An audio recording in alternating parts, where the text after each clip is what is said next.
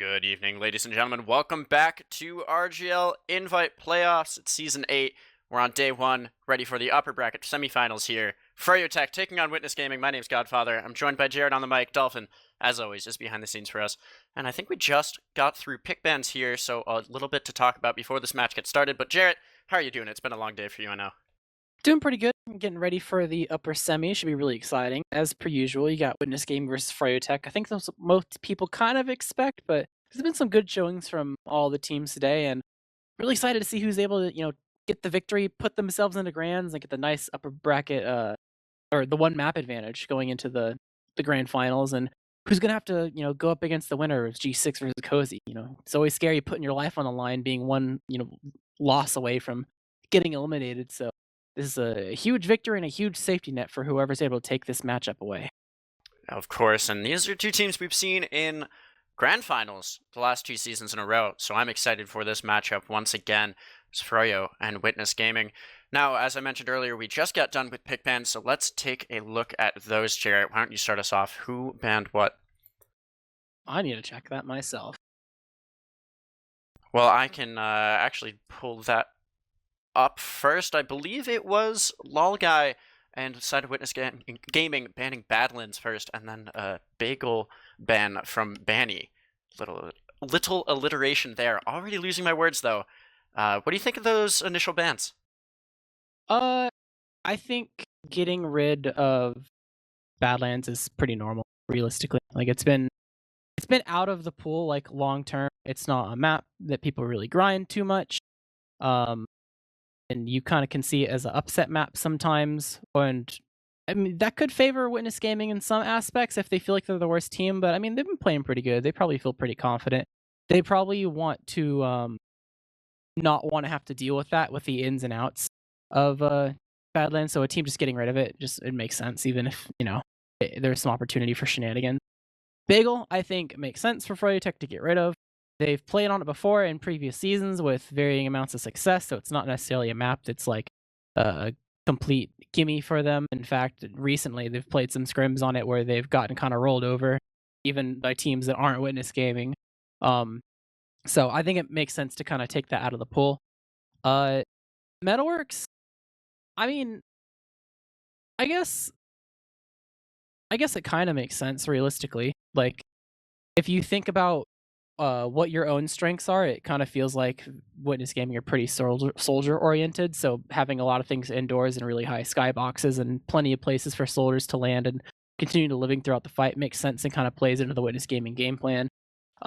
And Viaduct is pretty normal for the side of Froyotech, mostly because they already played Viaduct and won that. Granted, it wasn't a complete sweep; it was a 4-2, but they're confident enough that they can continue to get another win on it, regardless of what the over-under is on the score. Like, you don't need to. It doesn't matter if you win by slim margins, because here is a win is a win. The rounds for it doesn't matter at all. For sure. Snakewater, I'm kind of surprised to see Snake banned. I mean, they just played it. Maybe I don't know, they didn't feel comfortable on it after playing G6. I mean, realistically, they kind of just what's it called? They kind of just didn't take it that convincingly in the beginning, and they also kind of just showcased what their game plans are for the map. So I guess kind of getting rid of that out of the pool can make sense if you don't really want to, get hard countered immediately as soon as you begin the game. Sunshine, I mean, even though it was a bit rough for the side of Witness, they did have a pretty good showing on Sunshine versus G6 recently, and sometimes Froyotech can be hit or miss when it comes to wide open maps and like Sunshine. So, and just kind of getting her out of that pool is fine, I guess. And Gully Wash, isn't that also another map that was played this season, a matchup, or am I mistaken? I feel like that was a map that they played. They played Gully Wash, or am I wrong? I would have to take a look at the website to answer that, but someone in chat asking, how do Witness Gaming get the first pick there? And answer is that Froyotech chose to be Team B, I believe. Oh yeah, and, upper seed gets to pick if they're Team A or Team B. So overall, Froyotech gets to pick the pick order and stuff. But Gully Wash, yeah, I'm mistaken. It's a different matchup I'm thinking of when it comes to Gully Wash matches. But realistically, Froyotech have been pretty solid they've been pretty solid Gully Wash teams before, but the same could be said for the side of Witness. Even though you're going up against a really tough team, I think this being the last pick kind of makes sense, where it's not necessarily good or bad to a crazy degree in either direction, where it's you're starting to enter a middle ground when so many maps are have already been picked or banned. It's just the kind of whatever's left over in the middle.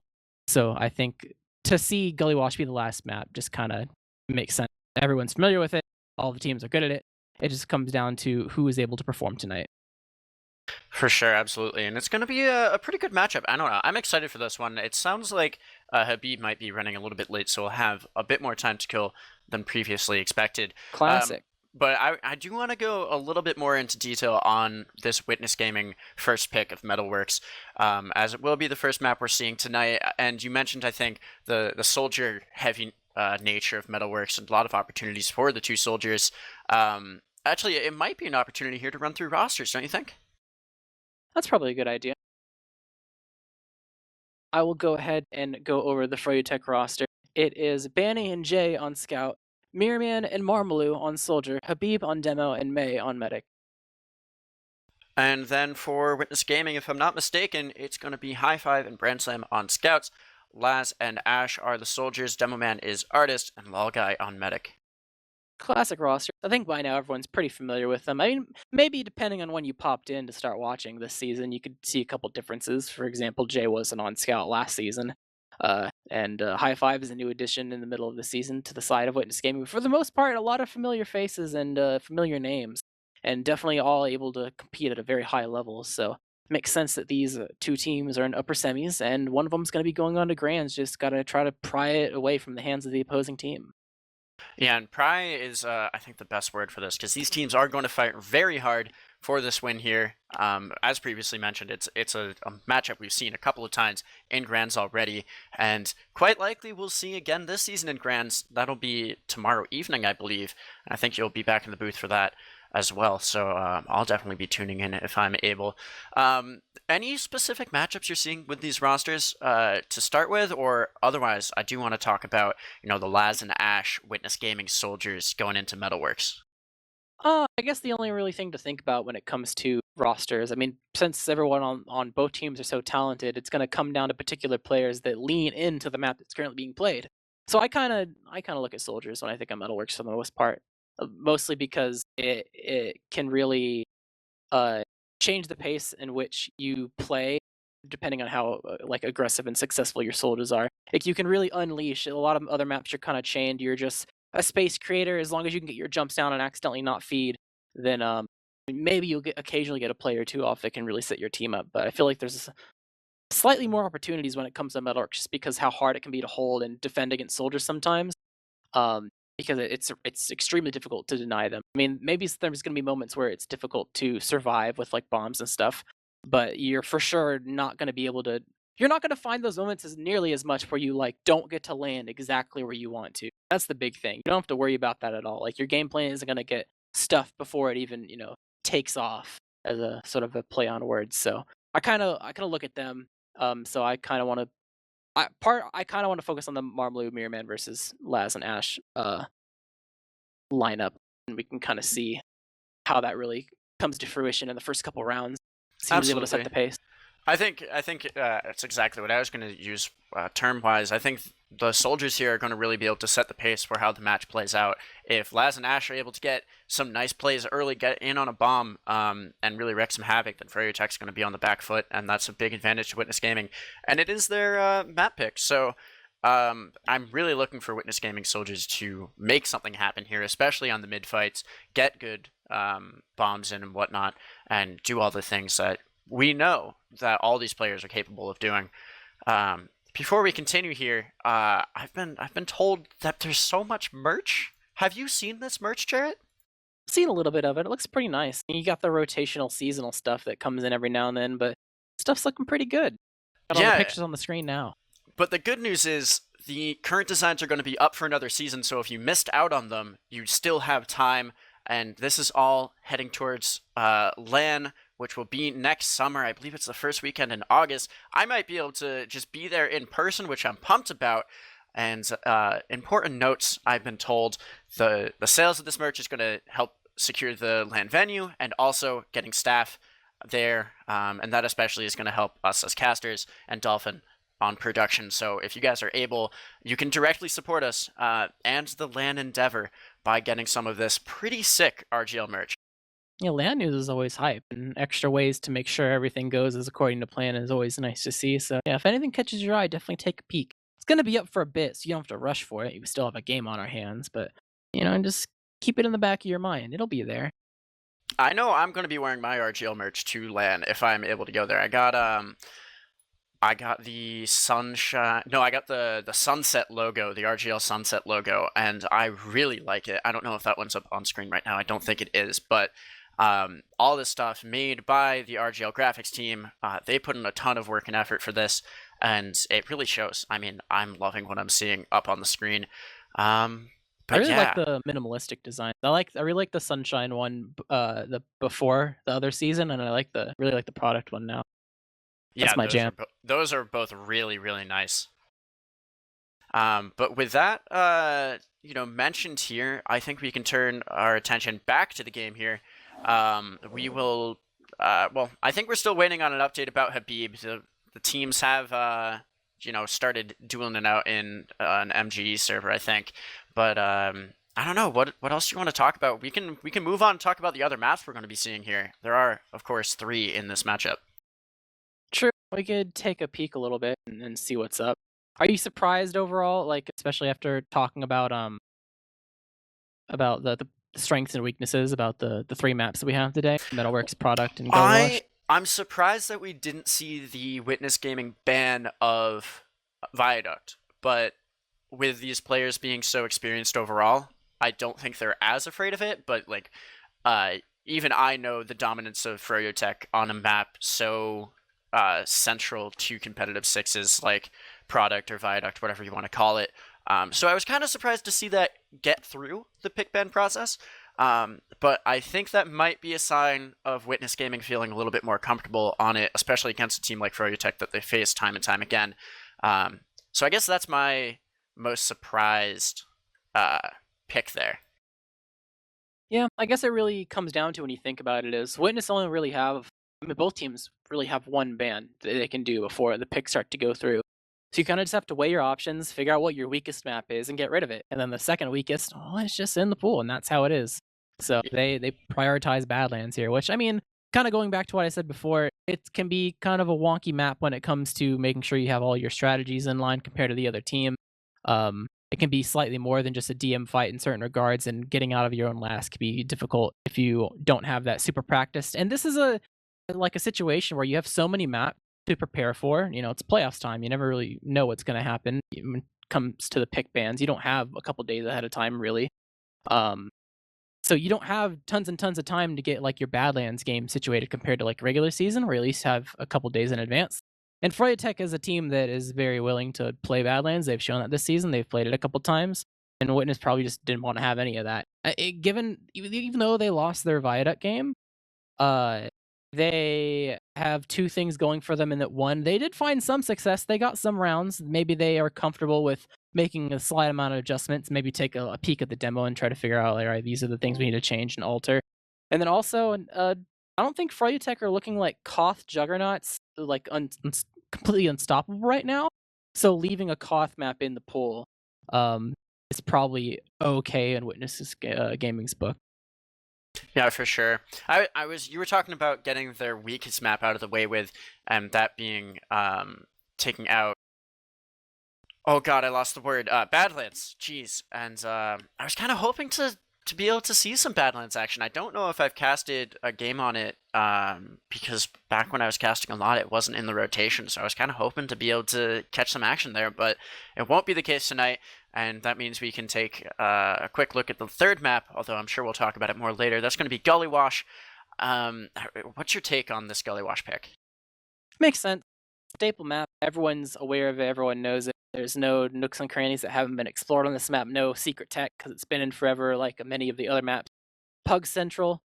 It's always the map that goes through the rotation, so everyone's very fresh on it, and there's nothing that they accidentally forget as time goes by. So it kind of just stays in the pool unless you really don't have your stuff together and feel like you are kind of lost as a team. So it makes sense that one of these maps, like Process Gully Snake, Actually, Process is one of the maps that was kind of left unpicked. It makes sense to see like extremely familiar maps kind of just stay until the end. Like even if it's not necessarily a map that you feel like super strong about, you don't feel so foreign to it that you feel like it needs to be something that you end up banning and getting rid of the pool out of the pool, you know? It's also not one of those things that you feel that strongly about and that confident that you will beat the other team for sure on it all the time. So it varies from the team. Some teams will favor like, you know, a more spam heavy map like Gully Wash or a more open map like Process when it comes to that. But to see just a staple at the very end, I mean, it makes sense. There's no surprise there really.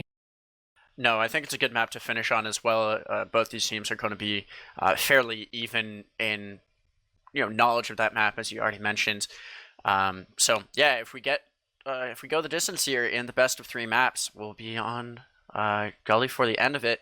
Now we are in the second part of day 1 of this LAN style playoffs, which has been fun to watch. I caught a bit of the first matchup of the day. Now we're in upper semifinals. Tomorrow we got 2 more matchups to cast. How do you feel? I mean, we're getting ready for real LAN, real actual in-person RGL LAN, gonna be in Massachusetts. Really hyped about that. How do you like the RGL, the LAN format for playoffs? I think it's beneficial. The only thing that you have to get through is playing at a slightly different time than usual. I think you might be offset if you like. I mean, you normally don't play over the weekend spare LAN, so if you're expecting like a normal like, oh, play sometime between like Tuesday or Thursday for your matches, then it might be kind of rough. But ultimately, making sure that you got everything down really quickly to get the off season going, making sure that uh, I think okay. Let me list it out. The first thing is probably beneficial is this technically shortens the seasons for the teams, makes it more beneficial to make sure you don't accidentally burn out by the end of it. Because some people's timing is like you play for so long and you kind of just want to break, and then that desire kind of kicks in when you're like in week 2 of playoffs, and it's kind of like do you or don't you play and grind out. It's kind of unfortunate, but this completely prevents that. There's a whole lot of action all bunched up into a small time period for everyone to kind of get everything over with, so there's no anxiety for the players because it's over very quickly. Plus, everyone, or at least ideally, all the viewers can kind of like know when to tune in, and it's harder to miss a match because you can kind of know like, oh, okay, it's everything's this weekend rather than like you are here for up round 1, but you accidentally miss up round 2, things like that. So I think overall it's a little bit of a benefit. There's pros and cons to everything with every choice, but I think it's fine and it's a good prep for what LAN would be, over a weekend, get everything said and done. And yeah, I think it's good to get into their routine. Even though we're playing online, in a way it kind of feels like there's LAN hype, how everything's just like very, very quick. For sure, and I mean, I think everyone's getting excited. Some people just learning that it will be in Massachusetts. Yeah, an East Coast LAN moved from New Jersey to Mass. I'm restarting my game to see if we can get this server issue fixed for me, but I might be missing the map as well, so I might have to sort that out here. Yeah, I crashed out of the server, but I'm rejoining it now. I think it's fine. I think it just a little hiccup. I think the big thing is the server was lagging a little bit, but it should be yeah, it's fine now. I think they just restarted it and it's all good. So yeah, you have teams, players joining the server, got everything getting closer to be ready to go. So that's always good news. As of always, we'll give a little bit of a warning before we're starting the game, but it's gonna be a bit longer as I think we're still waiting on at least a player or two to get everything situated. So talking about Metalworks, you've watched like a decent amount of Metalworks. What's the biggest thing you think about when you think about this map? Oh, I always think about the soldiers. I mean, we've already talked about this, but my favorite thing to do when watching mids is watch soldiers, just because I think it's a very dynamic class and a whole lot of mobility and opportunity to make plays, especially on mid fights and Metalworks. I think is a map where that really comes out in full force, and you can see that play out really well. I am going to have to go download my map manually, apparently, so I'm going to throw it back to you here. Okay, Metalworks F2. I think the thing I think about the most is really, I don't know if it's exactly abstract. It's not abnormal, but I feel like I think about the mid to second stalemate a lot because I feel like that's the biggest thorn in people's side, figuring out how to hold second properly. to the point where a lot of teams will just like give it up and go back to last. I think this is the one map where, regardless of your play style, there are teams that are very willing to just like they see something go wrong slightly with their defensive like second hold, and they just say screw it and go back to last and to get Uber, which is like that can happen on other maps, but definitely not to the same degree, and it's definitely not primarily in the playbook. Also, see a lot of teams have struggles even against like even high level because the caliber of the players are like still pretty gnarly. That it can be kind of hard to actually hold on to a lot of your players when you're playing defensively. There's only so many places to stand, and if you play too safe, then other people might be exposed. I think the common thing that happens on every map is there's a fine line between like you want your medic to be safe, but if he's too safe, then all of a sudden you have all your teammates that like aren't buffed and then they die.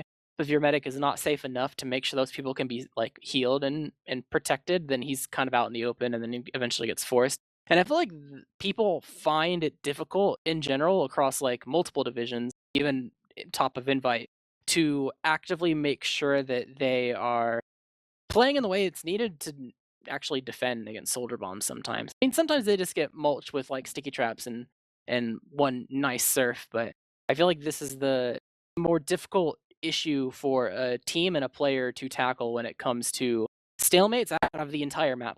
So it's the first thing that really comes to mind, and it's not necessarily something that you exactly see too much because it's a very niche portion of the map. I feel like the bare minimum with every single map, including Metalworks, is you see a mid fight and you'll see some sort of like last push. You don't even see second pushes really that much because people will give up second so much, like I said before. But I don't know. It's just the first thing I think about. But let's start to transition a little bit and talk about scores. We do have Preds up for people to go ahead and get an idea of what they think is going to happen overall as a community. But any initial thoughts when it comes to the final score of this match?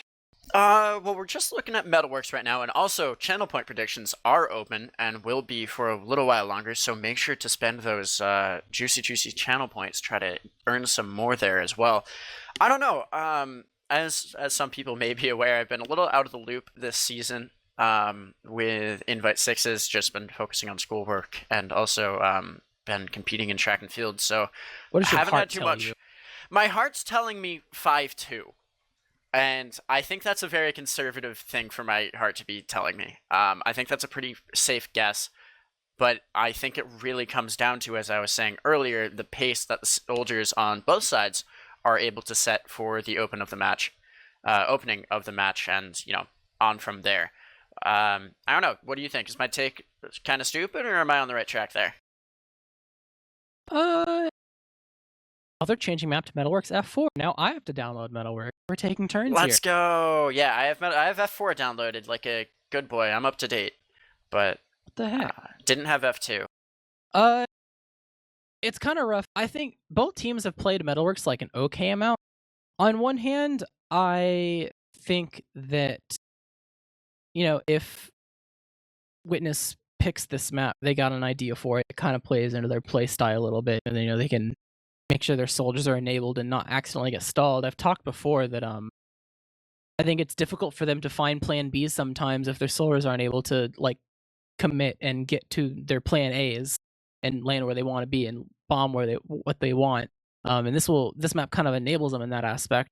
But I also feel like I don't know if they're playing dominantly enough to beat a team like Froyo. Like we saw I don't know if you hear casting their game versus G6. They struggled a little bit. They eventually took it away and found like they fixed whatever mistakes that were stalemating the game out to eventually take it away. But I think Froyotech is going to be much tougher competition, and I feel like it's going to be harder for them to get out of the gate really strongly. And we might see like a halftime deficit situation where you can fix your problems in the second half, sure, but if you started out the game with a 0-3 deficit, there's not going to be much more you can really do. You take the next half to a 2-2, and it's over. So Absolutely. I kind of lean towards like a Froyo like 5-2 as well. Maybe for a little bit more of a well-rounded reason than just what my heart's thinking. But it sounds like we're both going to go with 5-2 on map number 1, get those predictions in, get those channel points spent, and we'll get into this shortly. I don't know, I'm excited. How's chat doing tonight? I don't know. This is fun. It's playoffs. We're doing a LAN format. We're getting ready for next season's LAN. Like, I don't know. Lots to be excited about here. Yep. Just gotta. I'm still dragging in this. Okay. Loading in the server. I think everyone. Oh no. Okay. Looks like we're not the only people that had to make sure the map was downloaded because people are coming in very staggered. Some people definitely had this version of the map ready. There's other people that definitely had to download it. So. Yeah, Banny was sending that to the to the Discord chat there just to make sure everyone was on the same page. Shout out to Dolphin for making sure everything was organized there. But yeah, players are funneling in. We'll be getting started shortly. Froyo versus Witness in the upper semifinals of the LAN format, Season 8. There's an $11,000 prize pool here on the line for these playoffs. It's huge. It's split a little bit between all the teams, but it's still a lot of money. You can take, first place could, near in 4 digits there to take away, which is, nothing to ignore for sure. So it's definitely a nice little prize. Absolutely. Looks like both teams are wanting blue. Is this? I didn't think this is one of those maps where there's actually an advantage to a color. Am I missing something? Is this like a version thing? Because I thought that was only select maps. Like Gully Wash is very infamous for being like having the lamp in the little glitch spots, but I didn't. If there's a Metalworks one, I'm completely blanking on what it is that would make everyone want a certain color. There's also the Viaduct, Sniper, right? The Viaduct stuff, yeah, with Sniper, and plus the walls that you prefer to jump on as Soldier, like the sides of them. But sure. I can't think of what it is from Metalworks and why they actually care about what color they start on. Well, I think that's probably going to be a fun little question we can ask in the post-game interview, because now I'm also very curious. Not too often that you see all 12 trying to steal away one side or the other, but Metalworks, that's not a common one.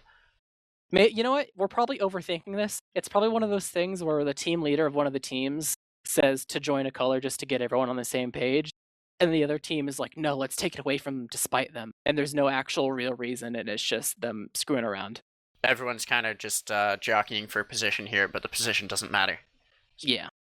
Well, we'll see. Hopefully shortly. Don't want this to drag on in pregame too long. We are fairly far behind schedule, which isn't ideal, but it is Invite TF2, so what do you expect? Thanks, Habib. Yeah, thanks, Habib, and I know Banny was coming back from something after his first match, but that didn't delay us too much. But now we're here. We're on the right map. I think we have 12 in server. One of the medics is running Kritzkrieg. That's actually Brand Slam. Brand Slam actually is running Kritzkrieg, so not a sneak peek at all. Immediately 10 times more sad. Yeah. What do you think? Any chance of seeing a Kritzkrieg come out on Metalworks? We have seen it before. I mean, I think who ran crits in the last match? Oh yeah, no, Witness Gaming ran crits in their process game versus G6. It was just the one time and in a very good situation for it. So it wasn't like they're Kritzkrieg fiends or anything, but they just saw an opportunity and went for it, and the play worked out. So they're definitely willing. For Froyotech, no clue really.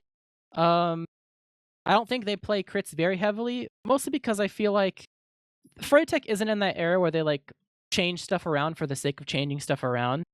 I feel like most of the time their changes, this era of Froyotech is only if it's necessary. So I don't really expect to see tons of crits unless they really need it. Yeah, definitely not a common strategy. Especially in Metalworks, doesn't really work. Looks like Froyotech might be up into red. Nope. Jay lied to me. But we are still seeing, it's actually 11. Habib not quite here yet. And that's tough. Habib letting us down here tonight, but that's okay. We can keep talking through. We'll just podcast. Yeah, I don't know. How was your day? What's the last thing you made for dinner? I honestly don't even remember. I'm half brain dead right now. I have one of those things where you go to sleep and you wake up and feel totally normal, but you were conscious throughout the entire time you were sleeping. So you feel like, oh, well, I'm only slept 2 hours. This is going to feel terrible, but then somehow your day starts and you're fine. So I'm in limbo. I'm half here and half not. But the half of me that's here for this game, it's here for this game and it's ready for it. I'm living on caffeine right now and ready to pass out in approximately 90 minutes. So I'm ready and raring to go for the most part. Heck yeah. Well, I'm certainly ready as well, but fortunately have been able to sleep the last couple of nights. Sometimes not too easy. Yeah, just Benny has said to us that it will be just a few more seconds for Habib. So I'm gonna guess 30 to 45 minutes till we get started here. Hopefully sooner. Of course, joking. Please don't leave. He's launched his game. Let's go! Oh, big wins for us here tonight. Hopefully he will join the red team and we'll see 11v1 as punishment.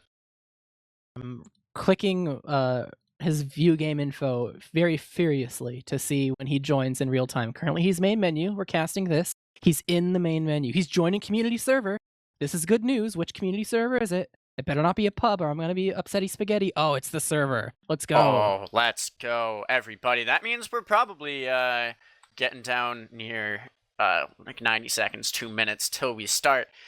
We've both called 5-2 in favor of Froyo on map number 1. How do you think it's going to look at halftime, though? Here's a weird question for you. I think so far, I mean, it kind of depends on who is put under pressure. I think both teams in the past have done a pretty good job of when they find themselves losing, that they're able to adjust a little bit. If they're given a halftime to really shape up. I feel like Froyotech has done slightly better at making sure that halftime adjustments are as strong as they possibly can be. Like Witness Gaming finds success in it, but usually the adjustments I don't think are as gargantuan. So, I mean, it's going to slightly depend on who leads in the first half because, for example, if a team just rolls over the other in the first half, I mean, they're probably not going to change that much. Like maybe they might do some slight tweaks in anticipation of what the other team might bring to the table round 2, like paranoia about certain types of bombs or lack thereof, or maybe like off classes and things like that. But I'm expecting positive adjustments, but that kind of goes back to why I think Froyotech can ultimately take this map, because I feel like no matter the start, either they're going to start well and they'll keep it going strong to finish it, or I think if they don't start strong, they can tweak enough things to, bring themselves back into it. But who knows? And anything can happen. Witness Gaming have had the better of them before, and this is their map pick. They came into this knowing like some sort of plan. I mean, despite both teams kind of getting some respectable practice throughout the season against a wide variety of teams, I'd say the beginning is going to be slightly even, mostly because you kind of are feeling out each other and you don't know what to really expect. But I think things will start to really go underway, like within the first 5 to 10 minutes of the game. You'll be able to. I think viewers and players alike will once they get an idea of what the game plan is of their team, one of the teams is going to really come out in full force. Absolutely. Looks like we have gotten at least one ready up here. Should not be long. We're going to go into this. It's Froyotech versus Witness Gaming. Oh, did they not? There it is. There's the full ready up. Froyotech versus Witness Gaming. We are in day 1 of the land style playoffs for Invite 6's Season 8. So it's the upper semis. My name's Godfather with Jarrett on the mic. Dolphin behind the seasons. Boris, as always, getting into the first mid here. Jarrett, take it away.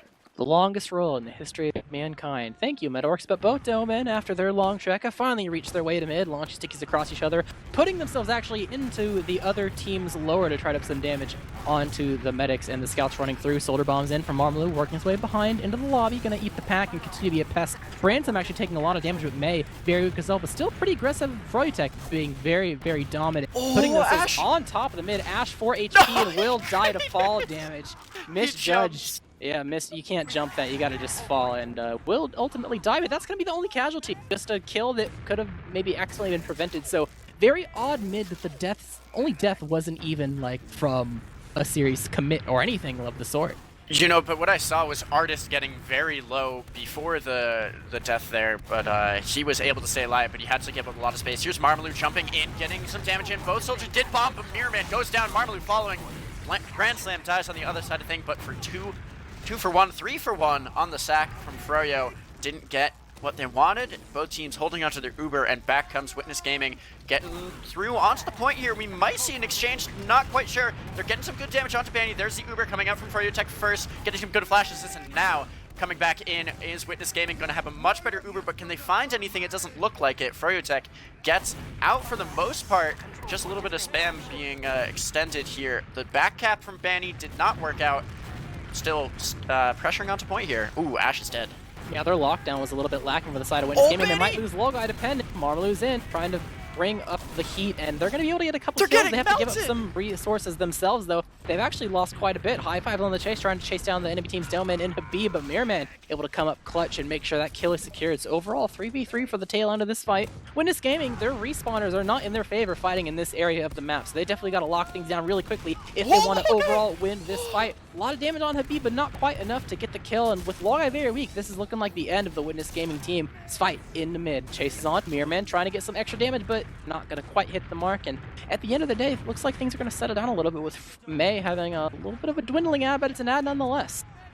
Logai walked onto 3 stickies that Habib just put behind him and did not det for a solid chunk of time, and Logai almost going down to those, but will live, keep his Uber charge going up here. It will be even for this next fight. Looks like Jay, Marm, and Habib up on that side area. What the heck is it called? Why can't I remember calls? Valley. Thank you, Dolphin. Saving my butt as always. Here comes the bomb from Marmalou coming in, trying to get damage in onto the combo, finding some damage onto Artist, but that's not enough. The splash will pick up Marmalou, and then Jay going down as well. Kind of gets caught there. Not what we want to see. The soldier, Laz, wants to pursue if he can. Has to be careful to not go down himself. Ash will die, though, in pursuit. Now High Five falling as well. 2 down for the blue team. No Ubers expended since the first fight, really. Yeah, Witness Gaming thought that taking Council was going to be a cakewalk, but they kind of got baited and lost 2 immediately, just melting, and now they're trying to hold on this to second by just a thread, but Artist following the Uber might eventually get forced on the side of Logai, but a couple missed shots mean the Banny might fall actually himself. Gets beamed a little bit, backs up, Laz will eventually die to damage from Habib, so with no positioning, no dome in, no lockdown. Yeah, Witness Gaming trying to get out of there. Logai, very low. Brand Slam as well, but they just barely by the skin of their teeth get through and get out to last. But Froyotech on the chase, trying to chase down Ash, getting into the corner. Jay getting a lot of cap time. Uber comes out, popped in the air, able to collect the kill, but they need to get more than just that. They get Marmalou, Banny, and friends still into this, trying to collect as many frags as they possibly can, but they only need a little bit more cap time. First round goes in favor of Froyotech. Yeah, May just able to hop on the point there. No one really shooting at the medic while the Uber is active, and May's using that to their advantage to drop that Uber for just a second, finish off the cap. That's round number 1 in favor of Froyotech. And now getting into the next mid. I don't know, we didn't see as much from the soldiers as I might have liked on the first mid. It was a bit sloppy all around, so an opportunity here for a bit more clean play all around. Here we go into the second mid. Mirrorman and Marmalou looking for something early. There's Marmalou. He's going to strafe away, though, looking for some health now. He got very weak on that. Laz is up in the air, but not finding too much.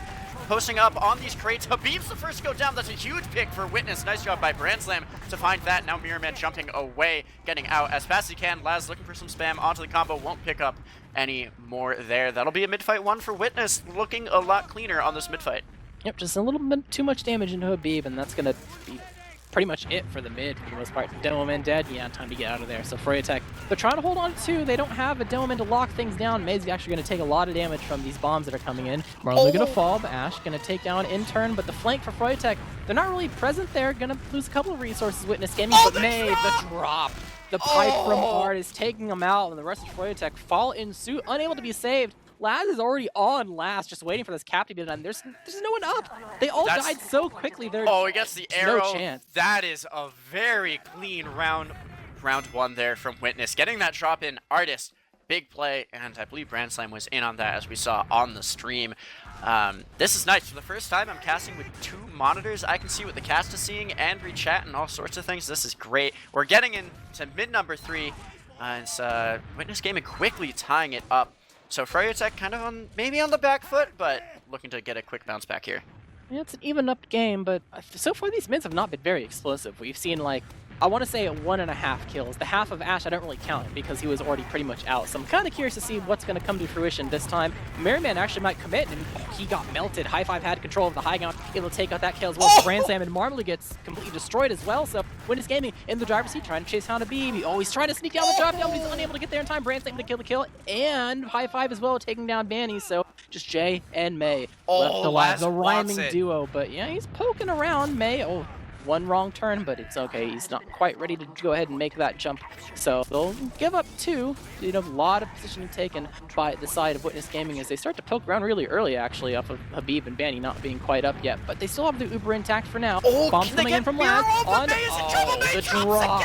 He wasn't even looking for the bomb. I think he was turning around to heal his respawning teammates, so he was completely unaware of the first rocket, played a gamble, and did not work out in his favor. That's another drop from May. The Uber comes out. The gun's up, but it's really passive. The engineer has to get really aggressive as the dominoes begin to fall, and Froyotech crumbles down. Another round goes in favor of Witness Gaming. Crumbles is the right word. Froyotech, you know, really struggling to protect their medic, although May kind of caught in a, between a rock and a hard place on that last drop. With the soldier jumping in. Yeah, that was really bad luck because, as you mentioned, the soldier was not looking for the medic there, and then, you know, attack of opportunity when you see May kind of isolated like that against the wall. It's too easy to not go for the kill, but we are in on mid number 4. Witness has come back from a 1-0 deficit to take it 2-1. Now we're in on the fight. Both Froyotech soldiers getting a little aggressive early, but not going to commit for anything. These Habib traps are down on the ground, really isolating the combo of Witness Gaming, but now the Det will come through Habib. About 66 health, has to be careful, we'll get some heals. Now the bomb coming in, Ash is isolated and destroyed there. As Witness Gaming playing a bit safer, Laz also going to go down. No soldiers, also dropping Brand Slam. That will be a 1 fight for Froyotech, but a little bit of trouble. Mirrorman is behind. He's slowing him down. Oh, Artist goes down to the scout. Is this a pause? This is a pause. This is quite the intense pause. This is a really annoying time to pause, actually, but we can maybe analyze what's about to happen here. We have Mirrorman behind, high five, looking to shoot him in the face here. Jarrett, call it right now. Who wins this 1v1? Well, it's a 2v1, I guess. I think high five kills Mirrorman because Mirrorman does too much self-damage to himself. That's a good take. That's a great take. This is turning into a very fun match very quickly. We've seen the mid fights go 2 each way, I believe, and a couple of drops to keep things exciting. Yeah, and it's really ramped up. Like I've said in the beginning, the mids, they were really feeling each other out. They were very, I don't know if afraid's the right word. I think hesitant's probably more accurate. Both teams are very hesitant to actually like go forward and really commit to something. They kind of wanted to see what the other team was going to bring to the table, and I think that's what kind of led us to the first couple mid fights and rounds where it didn't really take that many deaths for a team to claim victory. It was only really the drops and things like that that could set things in motion sometimes. But then, you know, as stuff started to go down and, you know, you get an idea of what the other team's all about and trying to do this match, you know, things start to really ramp up. A lot of kills on the board. And teams are doing actually a pretty good job, especially with the example of the mids fixing things. We've had complete swap around of who is in control over the mid fight.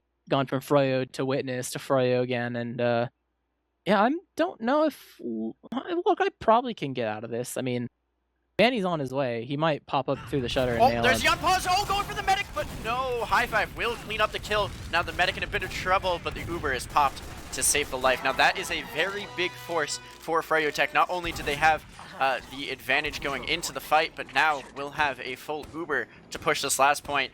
And I'm going to reload my HUD here. The gun is going up from Brand Slam. Yep, not going to go ahead and try to go for a force or anything off the 2 soldier deaths. It's kind of spooky. It's hard to really get out, you know, and make sure this force happens when there's so much indoors to navigate through. It's difficult to make sure you do that really safely. So they're just playing it safe, not going to use the player out to try to go for a force. And they're very confident in their defense. They got their gun, they got the pyro, and they're saying, hey, just come Uber into us. It's okay. We'll manage and we'll push out after Uber's over. They're also already just 70% to Uber, but here is the bomb in from Habib, getting the flash in early, didn't take any damage. The Det will come through, I believe. Habib in a bit of trouble if the Det comes in, but it doesn't. The soldier splash damage is a lot. Oh, it's so many kills. Artist is dead. It's only 2 alive for the defending team, but Jay and May are the only ones here to try to cap this out. But now, oh, so much trouble for May, but the save from the scout. Now it's a 1v1. Who will win it? The Uber comes through, and that will certainly win this fight for Witness Gaming as they hold on to their last point and trying to chase down Jay here. Will find that kill and push out to their second shortly. That was intense. Do you want to hear a fun fact? Go for it. Brand Slam killed himself in spawn trying to switch classes. No! So they immediately were down a scout. Oh, that is real tough. But they still won. But, oh, Brand Slam dying again. Melting Brand just Slam the same way. timer. I think I might have accidentally cursed him. I talked about him just immediately poofing out of the server, and he did just that. So a little bit of some bad luck there, and their push is immediately stifled. Although I think there was a quick pause. There might have been some slight lag that, kind of made things rough for the team to make sure they're on the same page. I think I did actually feel that lag spike there, but it doesn't seem to be anything too serious. Teams have continued here. Some traps set up, including some Habib traps on that underside there. Haven't ever actually seen those traps set. I don't think it'll come to make anything happen. As Witness Gaming is happy to sit here on last. High Five has swapped over to NG, so they're definitely digging in. As they have the Uber, Froyo is about to have the Uber. Might as well just wait for the exchange.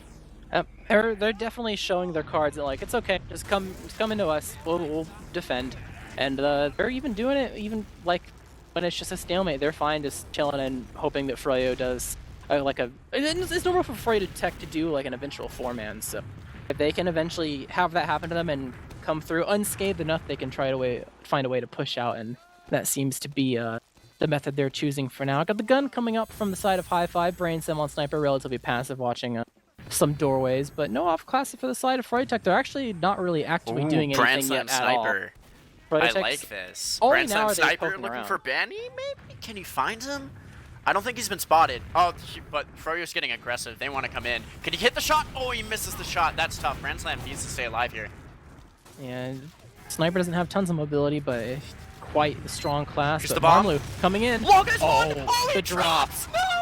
Oh, I think he had no clue where the soldier is to have an idea if he could even be greedy at all, but the thing is, he was on his head. Oh my, so the Uber just comes in, running through, trying to collect his players before they can get into the shutter. Oh, just barely gonna be able to maybe escape out. Habib and May. Artist living on a knife's edge. Habib's the last one left alive, really, and they went off as soon as they found an opportunity to go in, but I guess they weren't really prepared for what the remaining Witness Gaming defense had to offer, so at the end of the day, somehow the Witness Gaming players hold on. Yeah, that's a very impressive hold. Perhaps a little bit of luck there, but remember, these are arguably the two best teams in North America right now. I think that's a pretty solid argument to make. So not surprised that Witness Gaming was able to make the magic happen there. Now have second under their control. We've seen a lot of medic deaths here so far. What do you think of that, Jarrett? I think it's the nature of this map. It can be really hard to escape sometimes in background transitions on this map because of how indoorsy it can be, and especially for last can be kind of rough too. It can be kind of rough. So I mean that can happen sometimes, but there's plenty of time for teams to kind of fix things up, and we're actually seeing an Uber coming out from the side of Artist. He's immediately pushing himself forward, trying to get some damage onto the people that are inside lobby, but that's all it's going to be. It's just damage. And meanwhile, Froyotech, they have the Uber ready of their own. Habib taking his turn to push himself forward and actually getting some damage onto the team as well. Actually, I don't think it's actually that much. Mere Man going to die behind. Brand Slam giving up his life though. Gonna be actually a couple Witness Gaming players behind. It's gonna be the Soldiers. Ash immediately cleaned up, and Laz is still lingering. He's actually gonna commit right now and immediately melt. Dude, okay. The ragdolls are on point tonight. I'm hoping the cast can see these because I just saw both Witness Gaming soldiers get flung into the walls after their deaths. Here comes the push, coming in with a soldier bomb as expected. Artist will peek that shutter just enough, but won't take any damage. Good play there. Back to last goes Witness Gaming for, what is this, the third attempt this round to hold last point? Yeah, but I mean, they've kind of shown already that they're okay with this for the most part. I mean, it's not a happy thing to have happen to you, to be stuck on last per se, but the times that they've had opportunities to be greedy about things and try to push out, they haven't gone for. So, I mean, all things considered, just look at it this way. You've been on last a decent amount, but you're tightly in the lead, so you're doing something right. So Froyotech in the driver's seat, gotta flip things around if they want to tie up this game, and are starting to poke a little bit, just trying to figure out what door is free. Last time they went for a sack and it turned out to a drop. They just got to make sure that not only can that happen again, or at least a force, but they can get their Uber in their favor, not squander an accidental advantage that's handed and thrown their way, but do have the gun and sniper to get through, so it's not necessarily a cakewalk. Oh, and they know about the left side. Not taking that shot yet, missing the shot. Brand Slam can't connect quite yet. Marmlu taking a lot of damage. He's up in the air and will go down to the shotgun from High Five. Picking up a little engineer kill. I think I heard a headshot, maybe? I heard a shot go off, but I don't know if Brand Slam connected. And it is still even Ubers as Witness Gaming will take that player advantage, work their way forward. Habib taking a bit of spam from Ash. Not enough to really push off of, though. The engineer still in play on High Five side. There goes Laz, though. Back to Laz, try to hold this one off. Yep, no, some extra room, less spam to have to deal with and worry about, so they can try to spam down this gun and maybe get a kill of someone who's overextended a bit too far. Still sniper to worry about. Mirror Man trying to make some space, immediately getting body shot. It's gonna be really rough. Cross span happening from either side of the map. Jay tries to walk in, maybe off the distraction of the gun shooting someone else, but he's just gonna fall. Same with Marmalou, so ultimately it's a two-man, not really gonna work out in the favor of Froyo, and Witness Gaming is on the move. Being on the move here is important. I want them to take space back. Witness Gaming having a couple of opportunities here with 2 down on the side of Froyotech. Marmalou will be up in just 1 second. Be careful of those traps. Ash can't die to these. He will jump through, playing it a bit aggressive, but Ash is dead. Last also going to fall. Both soldiers dead for Witness Gaming, and back you go once again. The question is, will they be able to set up no gun now? So bigger opportunity for Froyotech, and swapping to heavy instead is high five.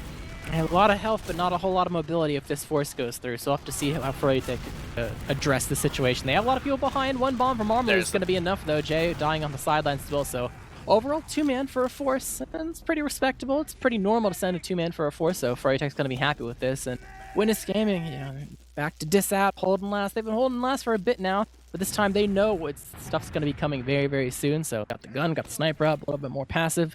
Kind of get this defense going, and actually Branson's going for a bit of an angle, aggressive with Ash. Maybe he can get, you know, an accidental kill. You do have some people spotting. Habib is throwing some stickies at him to kind of thwart him backwards, and will be successful in that endeavor. So Froyotech on the move with the sniper backed up, gun putting in a prime location for the defense, and they're picking a door. Yeah, picking a door here, gonna make something happen after that sniper pick didn't go through. Here's the Uber coming forward. Not the best jump I've seen from Habib. That gun in the corner is gonna get very weak, but it's not dead yet. Finally gonna go down. Expecting the class switch soon. Gonna just go back to Scout. Now a lot of damage coming in off this combo. Down goes Marmalou and Mirrorman, but Laz fell first. Excuse me, Jane, Habib, both dead. Froyotech can't make it happen. Ubers are expended, and May is on the run. Banny will fall. May all alone. Trying to just spam some arrows in there. The bomb from Artis, again, not the best mobility I've seen from a demo man, but gonna make it work. And 2-second Witness goes. A good last hold. Once again, that's what, their 4th last hold? Something like that. And then they salvaged it for sure, and the Uber came in clutch. Lost a couple people, but it's fine. You're able to retake 2, and you're happy with that. Technically have an ad of your own as well, since May was, you know, walking alone for a while. So you're not going to be able to actually use this into mid, really, but you don't have to worry about them coming back into your own, too, and having to back up. So it's probably going to stalemate. I think this ad of like, what, 25%, that's not super usable unless you see them, like, hyper close. They're going to poke. They're underneath to see if they're accidentally too close. I think I see what's up, but I'd actually be kind of surprised if they full-on committed with this. Oh, okay, they are full-on committing with this. Artis actually just launches himself in, and they don't find anything. That's Froyotech was really ready for it, I think. Yeah, very ambitious play, and now full Uber for Froyotech. They're going to try to get this point if they can, but I fear that they might overextend for it. Mirrorman taking the high ground, getting the spam in, doing a good job, as always. He's kind of isolated, but Witness is wisely out of the fight. Ash will escape. And we'll be back to 2nd here. Yeah, they popped so early out of underpass. I don't know. Either way, I mean, Froyotech, they're in a spot where they can go ahead and use their Uber. They're trying to chase down as many players as possible. Only high 5 will fall for now, but the dominoes eventually fall. Habib will be given up, but no scouts for the side of Witness. No scout speed, not in good position. Yeah, back to last you go. And even though Habib's dead, Froyotech, they can leave one and continue pushing this. Yeah, they're launching themselves forward. Doesn't see him. Low guy, look! Oh, he's in trouble, but no one's going to follow through on that damage quite yet, but everyone is dead, and Froyo will cap the point. Witness can't hold off the 5th onslaught of Froyo, tying it 2-2. And only 11.5 to play in the half. Yeah, Witness Gaming played that really high risk, and it definitely did not pay off, and kind of suffering the consequences of it. Froyotech definitely took advantage of the situation and put themselves in a good spot to take that round. So with the game tied up, we're back to another mid-fight and get to see who is able to make sure that this half ends 3-2, but in whose favor will it be? Yeah, we'll get into the mid-fight here. A big one to, you know, have that momentum going into the 2nd half. Marmalou is in the air, but both soldiers from Witness Gaming trying to take some positioning. High 5 is the first to fall, though, and now Brandslam will die to a pipe from Habib, and very clean play there. The soldier in the back line. Marmalou looking for some damage onto the combo. Will find some, but it's not enough. I believe that was Mirrorman, excuse me. Misnomed the soldiers, but down goes Lol Guy, and it is a completely catastrophic fight for Witness Gaming. Froyo, easy cap on mid, and into 2nd they will go. They all died so quickly. It all started with Jay just taking 1v1 with high 5 and almost 2-shotting him, I feel like, and then the escape just it's not a good position. The Froyotech players are just way too healthy to, you know, just go ahead and launch forward, and there's no setup at all for the side of Witness. They all died at mid so quick. There is no defense. they're trying to scrounge anything they possibly can, but this. all these players just get flashed. But they've lost a couple, but they've gotten a couple as well. The soldier from Mirrorman. Oh, no. Not going to be enough. Two left alive for Witness, and that is going to be all she wrote for the half. Froyotech leading of 3-2. But that's a very good half from Witness. They had some momentum for a second there, then they just got bogged down in last.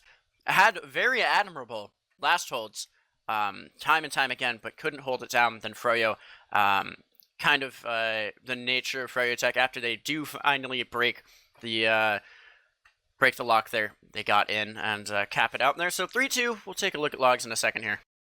I think it's interesting. You talked about before, like, what my expectations were for halftime talks. It's a bit of an abstract thing, and I said that it was going to depend on how this goes, because if a team completely rolls over the other, then, you know, you might not have a lot of your issues exposed to really talk about in the halftime. But here we have an extremely close game where now it's almost going to come down to the halftime adjustment. Now you're not playing blindly. You know what the other team is all about. You know what they're bringing to the table. And all you have to do is try to hard counter the best you can and anticipate what their plan Bs might actually be. And this is going to be really interesting. It's battle of the halftime adjustment. There's a small lead for Froyotech, so, you know, once again, if you have a completely even game, 2-2, it'll just end right then and there. But we do have quite the game on our hands. Absolutely, and High Five is having quite the game himself right now, topping out the damage numbers as well as the kills. He has 20 kills with 281. That is one heck of a stat line. Has been swapping around to Engineer and Heavy, but still an incredible game. Banny falling the kills with 14, so 6 behind there from the Froyotech scout. I think it's really interesting that Jay has 150 DPM, because there's a part of me that kind of doubts that he is like, he's like doing bad, but like, I have to like check his damage taken. But considering how much he hasn't been healed either, I feel like he's just not needed to do anything throughout all these like miniature stalemates that we've been going through, and how much you've just been like, all right, you want a mid, just leave a dude to cap and like everyone else chase. I don't think Jay has been needed to be a factor for the success that Froyotech has found, and that's really scary. Because Jay himself is a really scary player. When you need him to pop off, he will pop off. In fact, some could argue that, like, everyone has a different opinion, right? But some people consider Jay to be like one of the main players of Froyotech right now that gets them as much success than they do in different moments. So the fact that you haven't even had that happen yet they're still winning, is a very scary thought to think about. Absolutely. Now, one thing I did want to talk about are the medic deaths. We've had 4 from May, 3 from RGLgg, but we've had 2 drops from RGLgg and 1 from May, or other way around, maybe. 2 from May, 1 from RGLgg. A lot of chaos in the backline, perhaps here. Some of them perhaps unavoidable, but others just maybe not protecting the combo very well. I think it kind of depends. Like, every drop is different. You know, you have the classic like sniper assault line based on comms. You have the classic, like, a piece of spam goes over a wall you weren't looking at. The classic individual mistake where you just like accidentally mechanically mess up, milk too hard, and things like that. So I feel like every drop is a little bit different. So it kind of just depends on what the individual medic feels like their problem was. And I mean, there wasn't tons and tons of really to like look at to like find a pattern, but I think both medics have, at least they have a little miniature reality check that like things can get really intense really quickly, and a reminder to play safe when you need to. So we'll see how they adjust on an individual level and see if the drops persist or not. Yeah, and speaking of adjustments, it doesn't seem like the teams are taking too long to make theirs. I'm hearing from our production behind the scenes that we'll be getting ready very quickly. How do you think, based on what we've seen so far, the rest of this game, or the rest of this map, excuse me, is going to play out? Kind of curious about the mids, because they ramped up really hard. They were really slow, and then all of a sudden extremely explosive, and went really back and forth. So I think it's really difficult to win Metalworks if you are constantly on your last, because you have to went hardcore from there and completely launch yourself across the entirety of the map in multiple successions. So I think it's going to come down to the mid. So we'll see what adjustments have been made so far. Both Dome and spamming other teams lower as per usual, trying to put some extra damage in. The soldiers are actually committing to each other's side, but a little bit more aggression from the side of Froyotech to try to put the pressure on and get some positional advantage. Mirrorman taking some damage as well, but Jay's actually battling Laz a little bit. Doesn't go too far, but Habib catches the pipe. That's a no big demo, pipe to catch there. No demo. And I was going to mention, actually, Habib has been locking down that choke point, keeping the Witness Gaming combo at bay. But now with him down, Marmaloo will follow. And Mirrorman, Grand Slam, high five combining for the soldiers picked up. And the cap will have to start somewhere. It'll be high five, sitting back. and reverting that capture. Froyotech got so much time on it, so it won't be an insta-cap here at all. And now jumping forward, taking this very aggressively is Witness Gaming. Still, Froyo respawning their soldiers. Now they're up, and it will be Froyotech on the last point here, trying to hold it down. Yep, way too much lockdown from the side of Witness right now to make any attempt at preventing 2 from happening. It's going to be a slow 2 cap, but it'll happen nonetheless. Froyotech knows better, and is chilling on last. Got the gun, pretty relatively normal spot.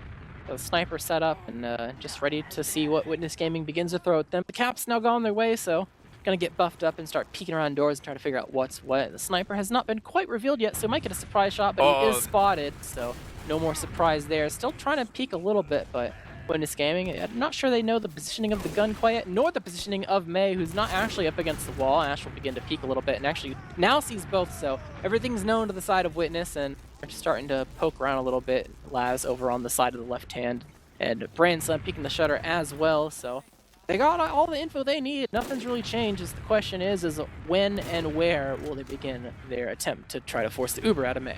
Jay looking for the quick scope, doesn't get it onto the scout. Now just holding down that sight line. I'm going to be watching him for a bit, but very aware of the aggression Witness Gaming is ready to come in for him. Oh. There's the headshot, Brand Slam. You can't walk at a sniper like that, especially not Jay, who is now ready to peek forward here. Has to be careful, but just barely misses Ash with the near headshot miss, but so much space being taken just by that pick.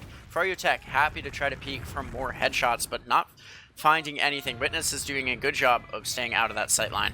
I know Branson's on sniper. He wants some SVS action. Oh, he almost got it too. I'm just on the J cam right now personally, and he saw the Brand Slam sniper pick, so he knows the SVS is on the table.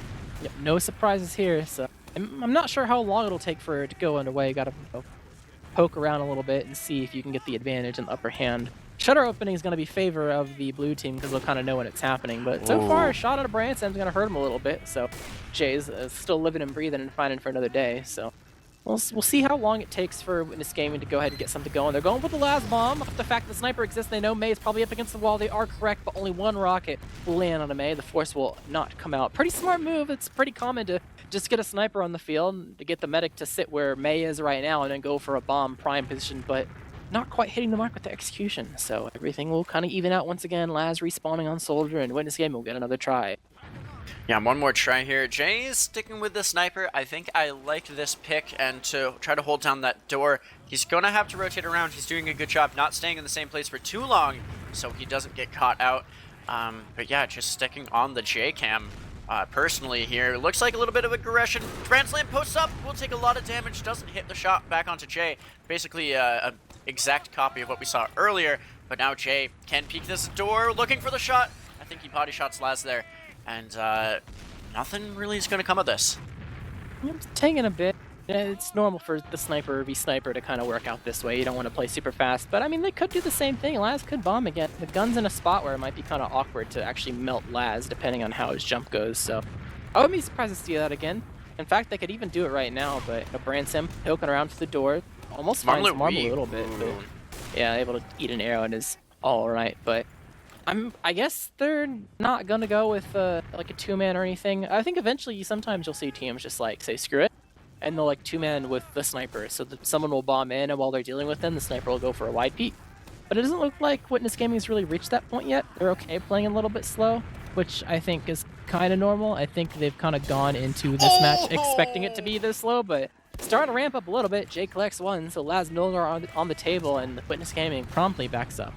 Yeah, Laz was just holding that door open, standing very still, and Jay capitalizes with the rotation. He's going to peek quickly on that right side, then rotate back around. Might be a class swap. Nope, he just didn't want to get caught out with the aggressive positioning. Mirman's on spy. He's out of the spawn. There it is. Love to see it, and I mean, Dolphin, can we get spy cam unless something happens here? Might be the only action we're getting for a second. It's going to take a sec for the rotation to happen, but he's there and ready to go.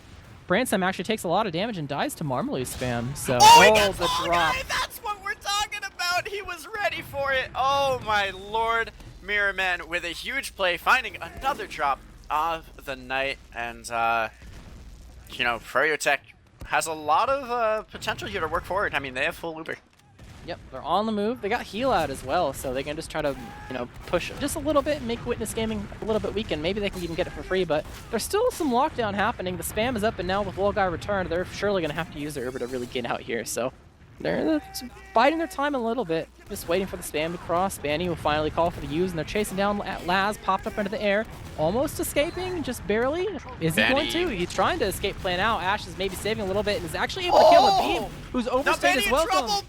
They got hyper baited so hard, it's not even funny. Oh, Banny, you gotta hit the aim trainer after that one, buddy. I love you, and you're a great player, but he missed too many onto too many players. A lot of opportunity, but that's a tough one to lose. Back in will be Witness, but they did lose Laz. Jay will die on the other side of things. The soldier in the air. Oh, gets the arrow. Mirrorman will live.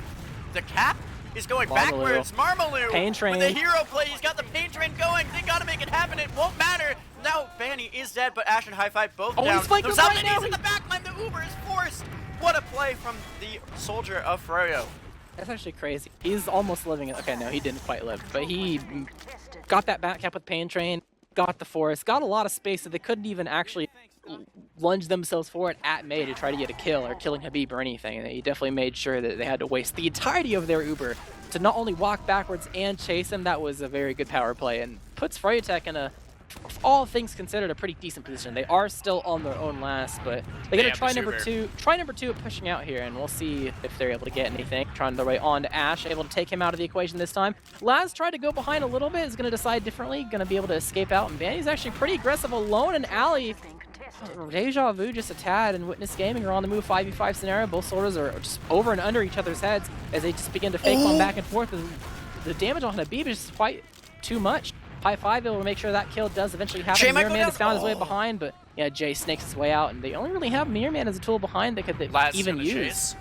Laz is likely going to make sure that he's not an issue in the backline, but second point still in their favor, so Mirror Man would have to come in kind of now. High Five still looking for him, but here comes the Uber from the blue team, getting onto Laz's Brand Slam, getting the flash, and now Artist looking for some damage on the combo. Here's the soldier jumping in. Ash will kill himself, unfortunately. Down are both Marmaloo and Mirror Man. May dying to Habib, 5 health, can't hold on. The scouts on the point. Brand Slam. Oh, there you go. Witness finding another round there. Tying it up. It looked a little sketchy at the beginning because they had to leave back 2 people to make sure Mirror Man didn't back cap because of the amount of cap time. I mean, that Pain Train, but he didn't need it to get that. But that meant the post-Uber had to be insane because the post-Uber, they were already going to be down people. But it was good enough that they bided enough time to make sure that people on 2 catch up, help with the last push, and even out the game. So 3-3, and we'll see who is able to take away this mid. Yeah, 3-3, not the score we were quite expecting at this point, but we are ready and happy to cast it. Here we go. Marmaloo in the air, look for early aggression. Ash will jump up onto those crates, not finding too much. Oh, Mirror Man will die, but he gets good damage in onto Artist, who does fall now to Habib. Habib getting good damage in and across. The scouts on point for Froyotech right now, getting that cap through. Laz is in trouble. Brand Slam kind of left out alone there. Now linking up his Law Guy with his other scout, and out Witness goes. A clean mid-fight win for Froyotech. Yeah, Artist took a lot of damage. He was pretty aggressive. He ate an arrow to kind of live a little bit through it, but still eventually died and launched themselves forward and been able to get that kill. But they're doing some aggression now. Trade from happening from the side of Jay and Ash. Some positioning still held by the side of Froyotech. They try to chase down Brand Slam, who's just barely going to get through the shutter to continue to live. But Sticky's raining down from the side of Artist, who he's almost died. He was a little bit alone, but the rotation comes through, and the Uber comes out from the side of Brand Slam and friends, trying to put the pressure on and maybe get some damage on a Mirror Man or Habib, and their post-Uber's happening. Brand Sam's, he's going to lose the 1v1 to Banny underneath. Oh, the medic took some damage there. Oh, I thought I heard a medic take more damage than he did, but in the backline is Banny right now. 81 health, trying to keep things going, and he gets Law Guy. Banny making up for the earlier mistakes. Yeah, finding 2 members of the combo. That might seal the deal for this Froyo offense trying to get in here. Laz doing a good job getting good damage in, but they're both going to die. Holy Habib Habib is on fire. Now it's just a scout and a soldier for Witness trying to hold things down. Not finding a lot of opportunities. The medic getting those heals in constantly, but they are slippery. They're sliding all over the place, keeping things alive, and now the damage is coming in. Ash dead, Brand Slam as well, but no one's on the point for Froyotech, holding things down as Witness once again. Artist and Law Guy, the only 2 staying alive here. Down goes Artist. Law Guy will do his best, has the melee out. Now the scout's coming in. Law Guy is dead. Habib dies. Now the Uber out, though. That will certainly seal it. Oh, no! It doesn't. Can High Five hold this one down? He's 1v1ing Vanny on the point. Vanny has the pistol out. High five, misses the shot, and Vanny, will secure it. That was the dichotomy of May running Uber Saw right now, going for it, getting it to get the Uber and using it, and then going for another one to extend it to just accidentally die is very jarring. But at the end of the day, it works out. You know, Habib did a really good play with his defense, making sure that the initial launch forward of Witness Game didn't really lead to a whole lot. And even though it was pretty scrappy, hey, a victory's a victory. So another round on the board for Froyotech, and they're one away from taking this map. Yeah, and this was, as we'll remind you here, Witness Gaming's pick. Early soldier action here. Everyone's up in the skybox. Marmaloo behind, but Habib is the first to die. That's a bad sign for the side of Froyotech. Artist in trouble, though. Will he be left out to dry? And he is. And high five following suit. Laz in trouble. Brandslam will die before that, though. Froyotech cleaning up on all this damage. May goes down, though. The huge pick. Lolguy is out. And that is 5 for 2, actually, as Habib did die on the mid-fight. So Froyotech will get that cap in. Lolguy might be in trouble. Mirrorman, Vanny, and Jay all in pursuit, and that is devastating. Oh no! Lolguy gets the kill, but it's not enough. I thought he might have it there. Respect to Witness for, they almost had that in terms of recognizing that they were losing that mid from what the Froyo soldiers were doing, so they say, screw it, just go for May, make sure that Lolguy can maybe live with an ad, even though it doesn't quite get out, didn't have a buddy to run with him to defend him. Still a valiant effort, but at the end of the day, Froyotech, I think Marmaloo and Mirman popped off real hard. They landed in about the same spot, but that just means that they exploded everyone that they were pretty much on, and the chase continued to make sure that Lolguy was secured. And I mean, May did die, but the fact that Lolguy was running for so long and eventually did die, this is actually a usable ad that they could try to go for. In fact, I wouldn't be surprised if they maybe walked early or something. It looks like they're poising to go for a house play immediately, given where they're sitting. Just like, as soon as they get it, just pop through bridge, try to push themselves on the other team, and looks like they're ready to go. Yeah, here's the Uber. It's going to come in. The traps are scattered. The jump's not too aggressive. Back goes Witness, and they'll have their full Uber here. Nothing really happens there except the cap point.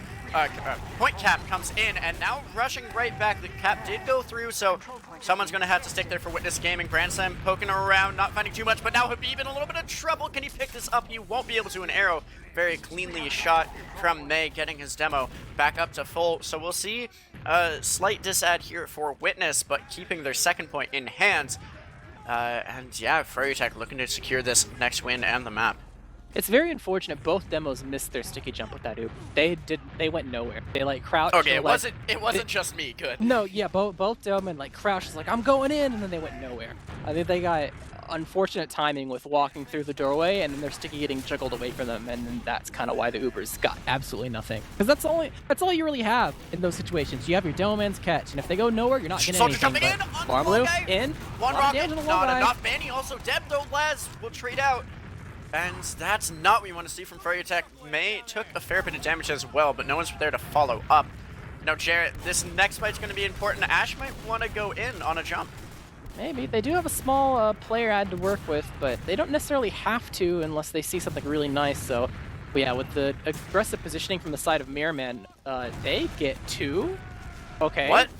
I guess their escape out of house, they were just way too weak, unable to get the heals where they needed to, and Mirrorman just waddles his way through and collects 2 garbage frags inside the house. But hey, garbage frags are enough to make sure you have a player advantage to try to get a good positioning here to maybe get an exchange or a force-off. Initiation's in. Marmaloo immediately gets the use out of Lolguy to begin to work their way over towards... Oh, Bandy gets dropped, though, from Artist. So, I mean, they countered, but they've lost a couple people, and they're losing Mirrorman, too. High five, and get a little carnage out to make sure that he's taking one down with him, but overall... Artist is one! He's 1 health! He's gonna die! No, Jay's cleaning up all the frags right now. He will die after finding 6 in total. The demo in a little bit of trouble. Habib will go down. The pistol. It's just May. The pistol comes out from Brandslam to pick up his 3rd, and now chasing. Better not lose this Brandslam all the time in the world to pick up this kill. But the soldier now coming in to help. Mirrorman is there for his medic, but it's not enough. Brandslam picks up his 4th before dying. And that will be a considerable ad for Witness as they poise maybe in house here, right? Yeah, they're poking around. They don't have all their players ready to go, so it's kind of hard to just immediately push in, but they're trying to see where things are, get an idea. Don't see the soldiers quite yet, but now they're going to see a Marmaloo pushing himself forward. He's going to just land on the pack, a little bit of a fake bomb, not committing quite yet, because now his team's really here.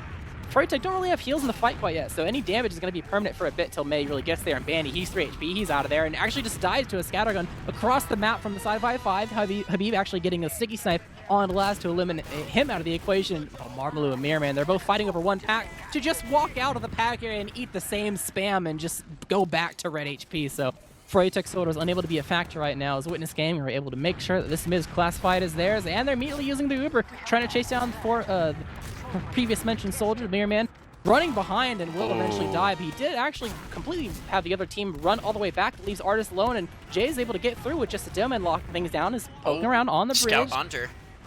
A scout under, but not really finding anything. Froyotech unable to work their way out.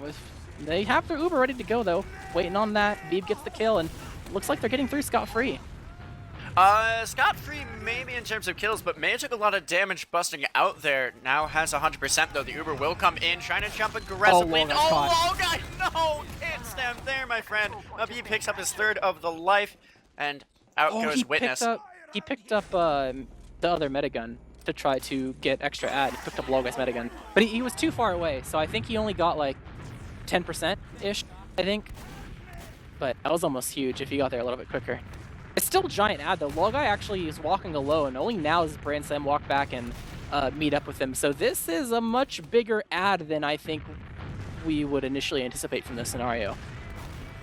Well, Laz and Brand Slam are poking around. They're gonna go for the Soldier, but can't pick him up. Marmalou, excuse me, not going for the Soldier, going for Habib, but he will live. And up is the Froyo Soldier. Ash is on heavy with the Tomislav revved up. He's going for the medic here. Can he get May? Oh, the force comes through. A huge force by the heavy. But now so many are down for the side of Witness Gaming. It's just Ash.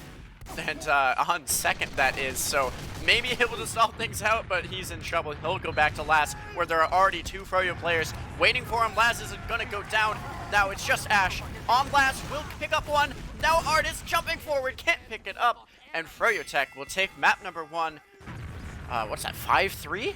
Yep, 5-3. Off by 1. This is intense. This is good. I like this match. Yeah, pretty close. Valiant effort from both sides. At the end of the day, I think Froyotech just caught Witness Gaming off guard just a little bit more, and I think it's really exciting to see the level of, not only the level of play, but the ability for both teams to kind of adjust mid-match and halftime to kind of, try to put things the best they can, like the best situation they can possibly be in. So I'm ready to see what map 2 is going to bring. It's going to be a product, which is a rematch of their previous game they had. I think it was 4-2 in favor of Froyotech. So we'll see what's changed in however many weeks it's been. Probably not many. Considering how long this map has been in the rotation, I'm guessing very little has changed. But we have logs up on screen. I'm going to open them up myself. I have a couple things to mention, but I'll let you take the first crack at this.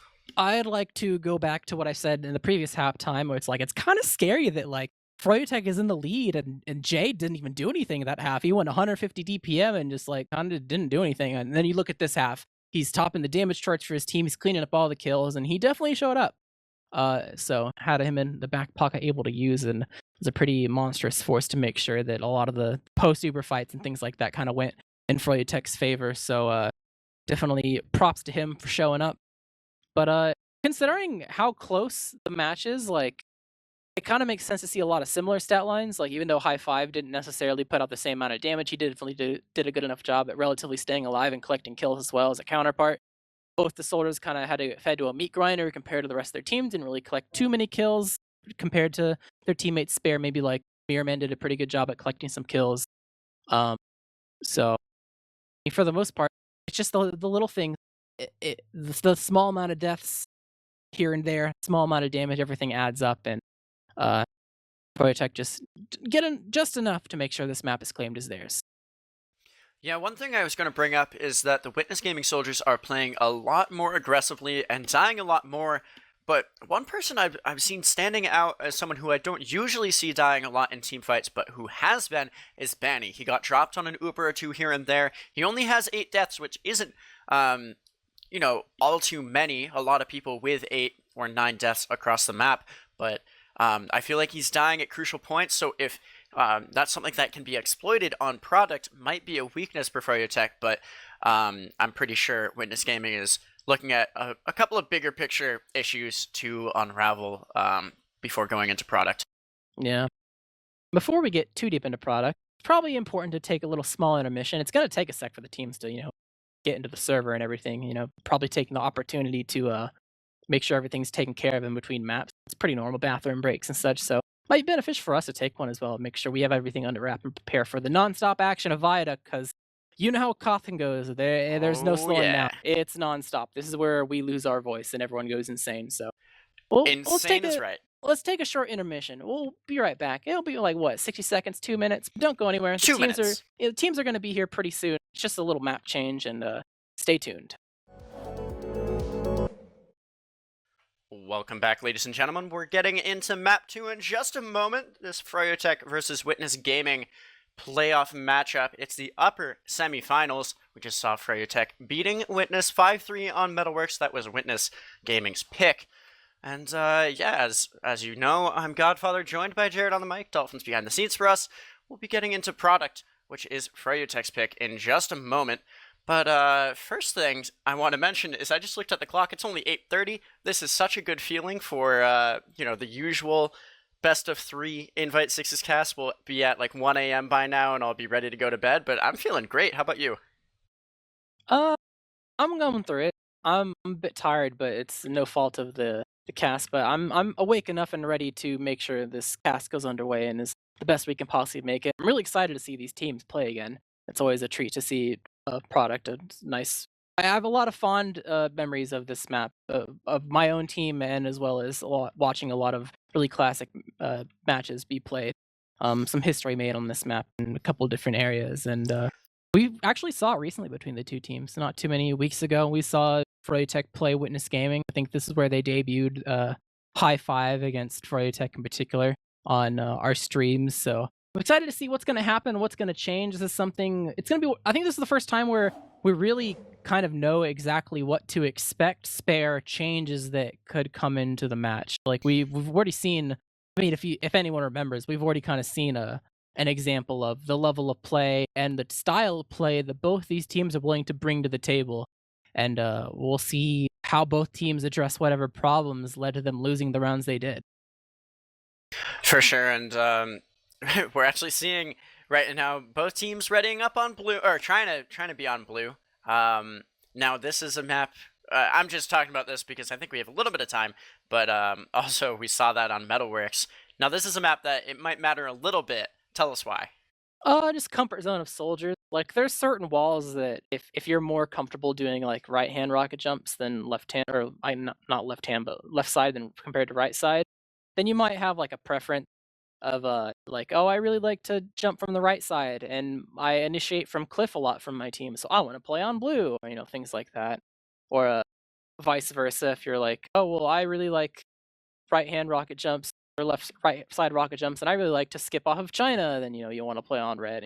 Everyone has a little bit of a different preference when it comes to the soldiers, just like the tiny things of where they want to initiate from for the most part, to make sure that they don't accidentally screw up and like mess up a jump, because it could lead to a lot of inefficiency for really important fights. So there can be some slight preferences there, but for the most part, everything else is like relatively the same. I guess there's technically like the sniper kind of thing where your head can kind of poke out from one of the sides. On, I think it's the blue perspective, you can kind of hide your body a little bit more, but that's like a really minute thing.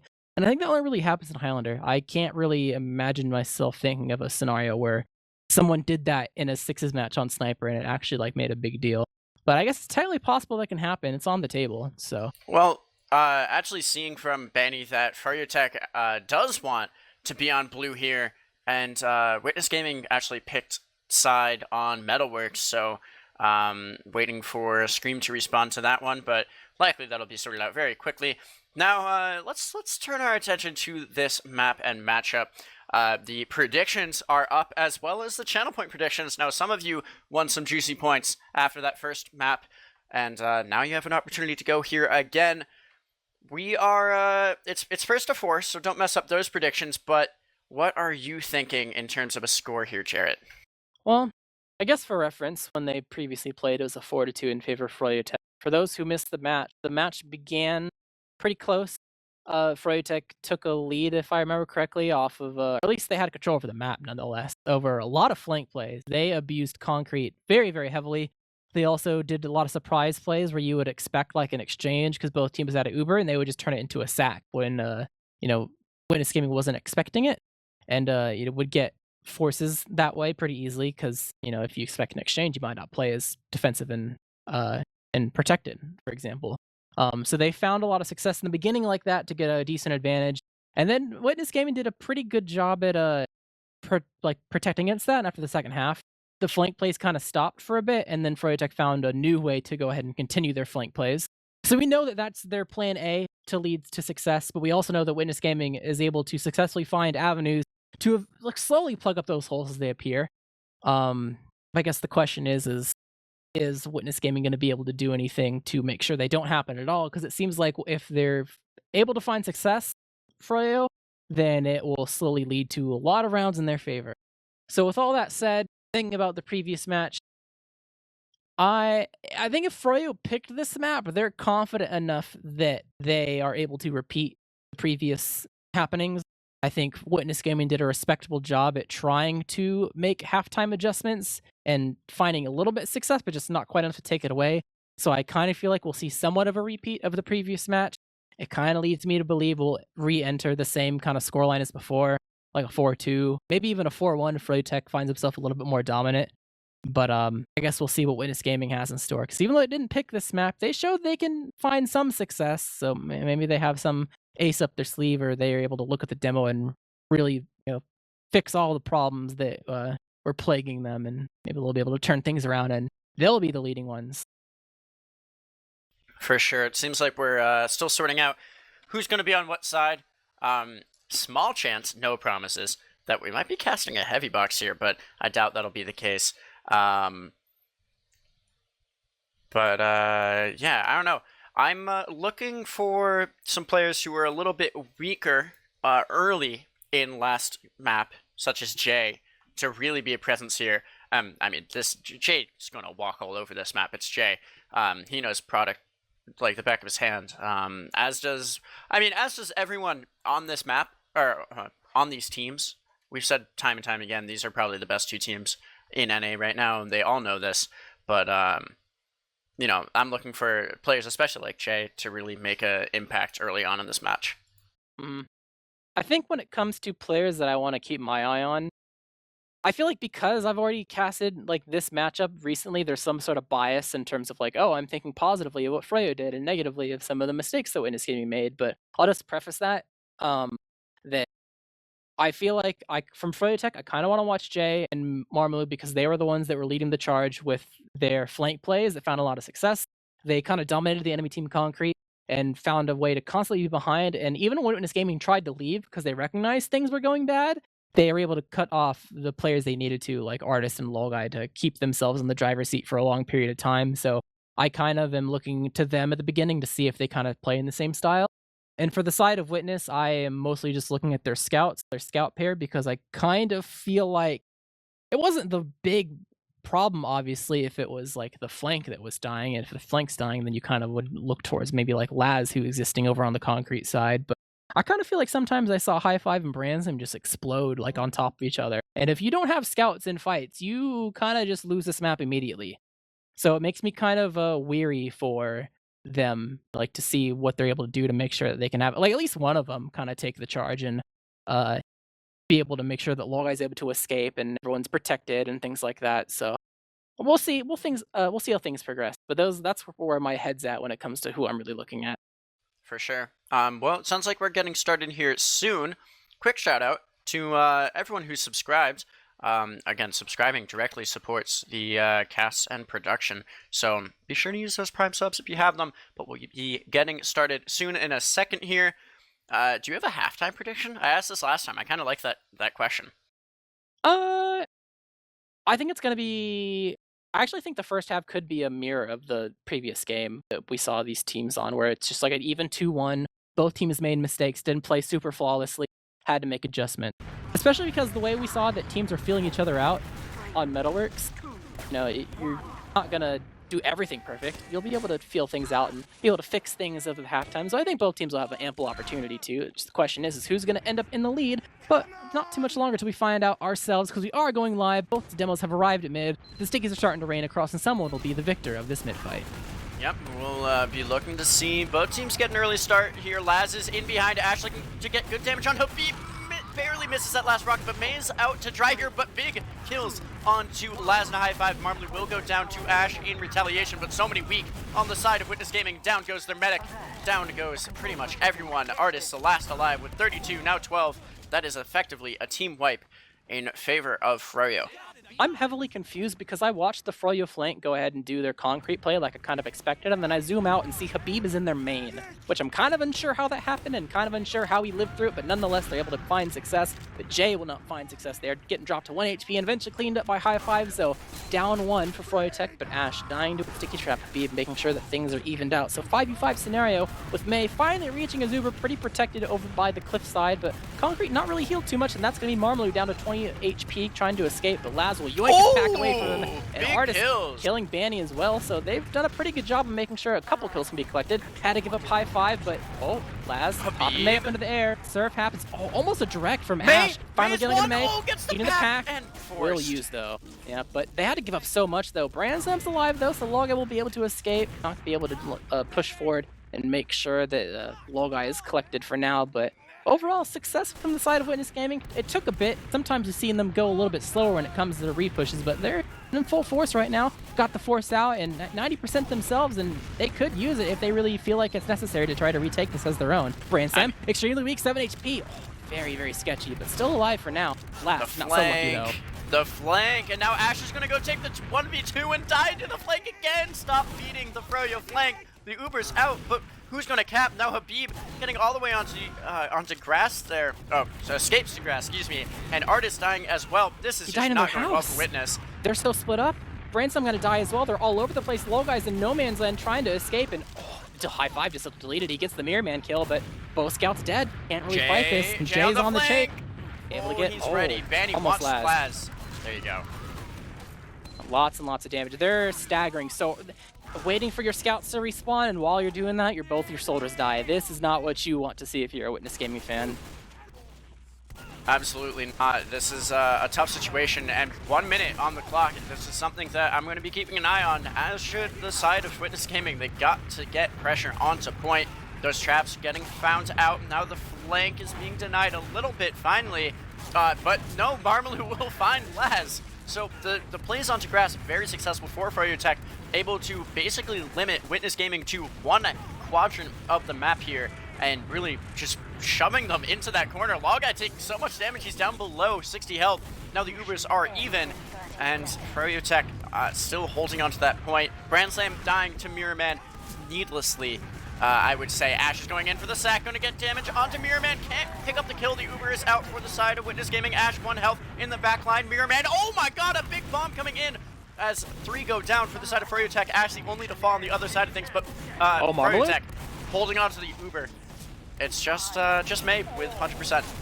Yep, he is launched up into the sky last, trying to get the kill, but the Uber will come out, but no target to find. He's going to go ahead and escape to spawn, and Witness Gaming will finally get some time on the board, but only at overtime. It is a long, long time you're going to have to hold the point. And Laz almost immediately melting. They're trying to do like a pseudo forward hold, but it's too little too late, as Froyotech has already kind of gotten through the doorways and broken through it. So ultimately, a trade not in favor of Witness Gaming. They do have a bit of a longer respawn as Froyotech rotates over to the slope side, but I mean, if Witness Gaming can hold out long enough, the Uber could come into the equation. It is like a slight 15-20 ad, and they're able to get a couple kills. Bomb on the low eye, bit alone, does get cleaned up, and they're holding on for now. Bomb forward from Laz, immediately melted. Oh my god, but Habib might give up his life for it, and will indeed die to high five. Jay is actually sticking around a bit, leaving May a little bit alone, but he's going to be all right. And Witness Game is holding on for now, but they got to make sure they continue this train rolling, otherwise it's going to go really south really soon.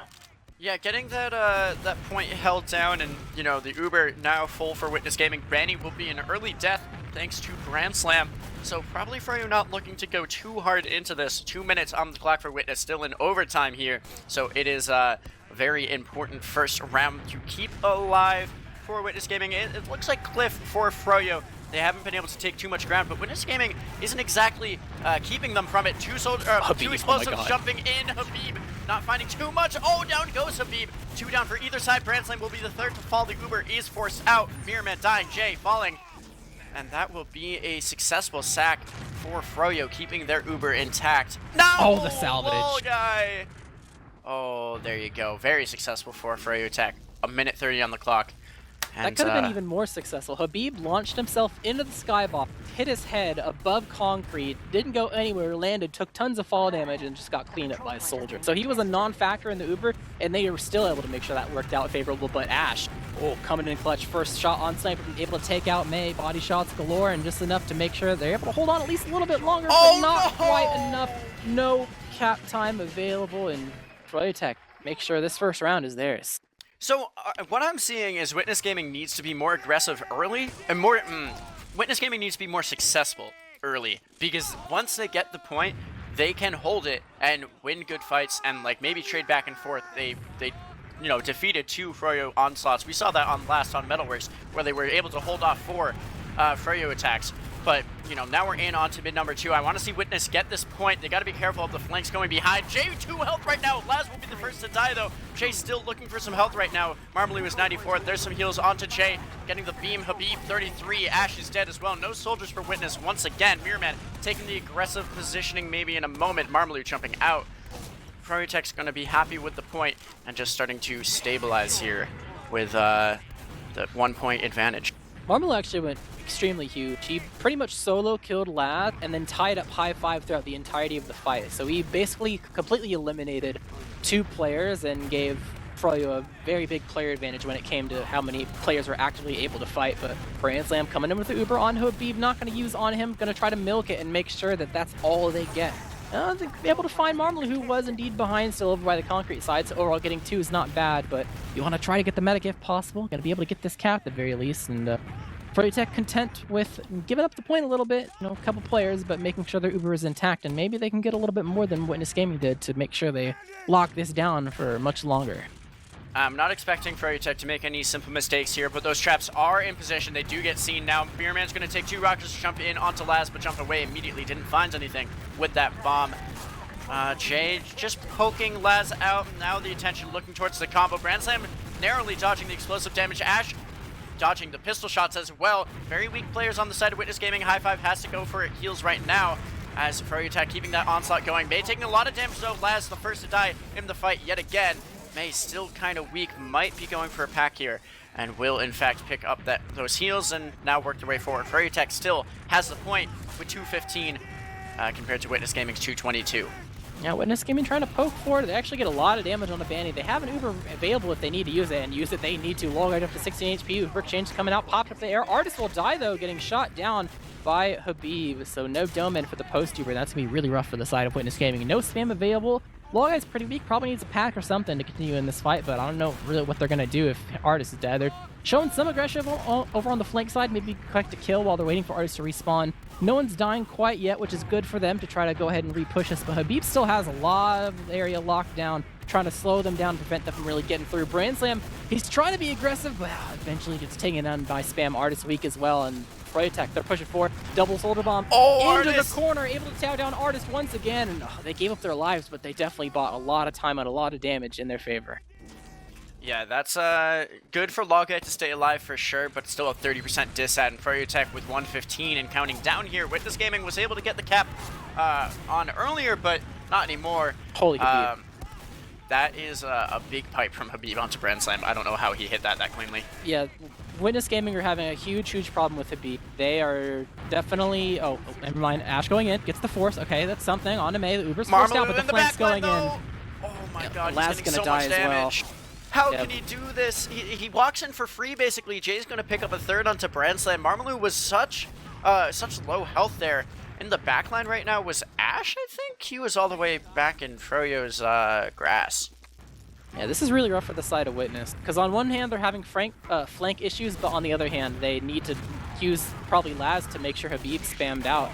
So far he's been a menace putting out damage and making it really hard for the side of Witness to actually get any ground. But speaking of ground, Mirrorman jumping in gets Laz and Artist, so very big kills, buying a lot of time. It's going to be really hard to retake this point, even if you have Uber with the amount of players that are still needing to respawn. But they do have faster respawners, so they'll still get it a little bit, but so much time off the clock. Froyotech, despite losing this cap, they are probably very, very happy with the time setting at.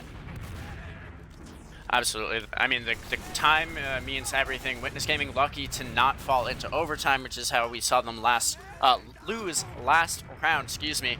But they got to be careful to not give up anything, and especially on a decisive fight. Marmaloo will be the first to die. Habib also going down. This is going well here for Froyotech. Artist does die, but the Uber not expended by RGLgg. Banny following suit. So just May on a 5-man for 1, but they only get Artist there. So a failed sack by Fryo, and Witness holding on a little while longer. Yeah, at least they got enough to make sure that there's no forward hold that can really happen. So when this game is just going to sit a little bit forward, like on the point, to try to make sure that, they can get some early spam or anything like that. But before you take the door scot-free, they have the Uber ready to go and actually trying to use it this time, running towards the flank a little bit and then rotating over towards RGLgg, trying to get this force out. Banny, just pretty much a solo, is actually not going to be able to find success at all. He's looping around to see if he can eventually get a force or at least draw some like distraction or eyes to maybe have his team help, but they're just getting some cap time. Marmaloo will jump in and finally help get that force. Brand Sam and Artist push themselves forward. Collect J. RGLgg caught, pop him over the air, not going to be able to escape, and everyone dies except for Habib. Wow. Maybe? No. Okay. Witness Gaming coming alive here. I'm loving this. They are playing a lot cleaner in round number 2. Froyotech still has that 7 seconds. Oh my, no way. Marmaloo gets away with that. RGLgg just, he's in house alone. I don't know what's happening. He was in house alone. Marmaloo just found the opening, the perfect timing. That was a little luck, a little skill, but man, that's gotta suck for the side of Witness Gaming. Yeah, you really hate to see it at this point. My game may have just crashed, so bear with me for a second. Unfortunate, but Froyotech, after that RGLgg kill, he's not really in the position to heal all his teammates, and they have tons and tons of position here. Reaching overtime status, Artist is gonna fall. No cap time for the side of Witness. Barely have a soldier on it. They do nice get on it! Direct, but not quite enough, and that was looking so promising, and then they just didn't backward transition as a team. They thought everything would be locked down. They all ran in different directions, try to do like maybe a forward, I guess. I don't know, but either way, they definitely were not exactly on the same page at the proper time. Marmaloo just jumps in alone, just into them, and RGLgg was hurt. All it takes is one rocket, and that's enough to make sure that that kill is collected and things come tumbling down. So Froyotech actually take a very, very large lead here. I mean, it's just 2 rounds, but still, they are very dominant. Witness Gaming has a lot of work cut out for them if they want to try to put themselves in this match.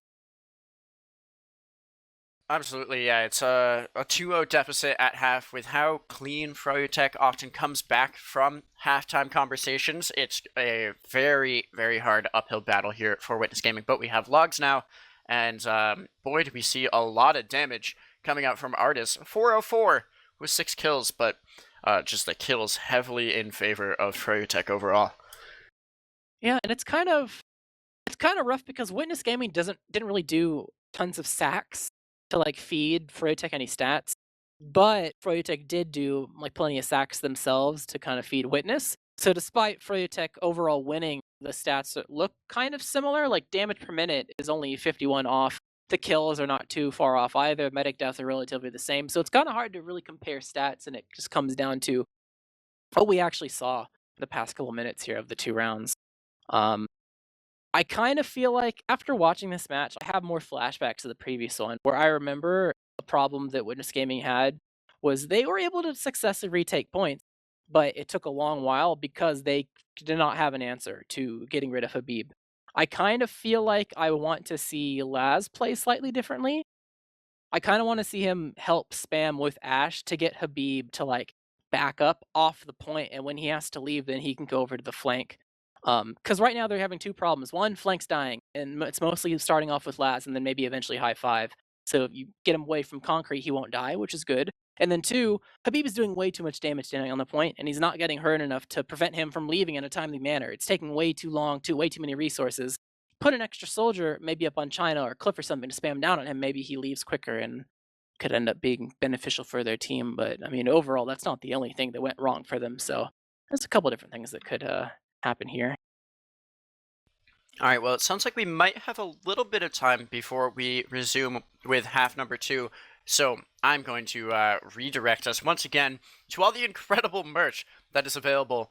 And before we even talk about it, it's important to note that this merch directly supports the casters and producers here at RGL, as well as making sure that we have a terrific LAN, which is coming up this summer. So get very hype for the LAN, get some nice merch to wear to it, and at the same time, you'll be able to support the casters and production. I personally have the Sunset logo design. I think, Jarrett, you've mentioned your appreciation of the minimalistic designs. These will be up until LAN, I believe, so go get yours today. RGL.gg, merch shop, or shop.rgl.gg. There you go. Yeah, normally I think the shop is seasonal, where new season comes in, maybe new artists aren't here, so you can put in some fresh merch. But I think, yeah, like you said, this is staying a bit, so you got a bit to pick and choose what you want. But yeah, like you said, I'm a big fan of the minimalist ones. I think those are pretty neat. So yeah, definitely check it out if you see anything you like, for sure. And with that mentioned, I mean, there's not too much else I want to talk about with these logs, but a reminder to people that we are just on day 1 of this LAN style playoffs. So this is the upper bracket semifinals, and tomorrow will be 2 more matches.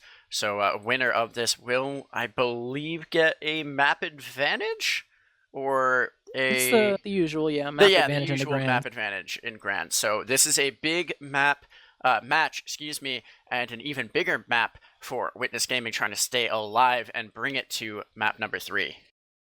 That's a very nice safety net. Sometimes it doesn't matter, depending on how strong your hold is over the other team.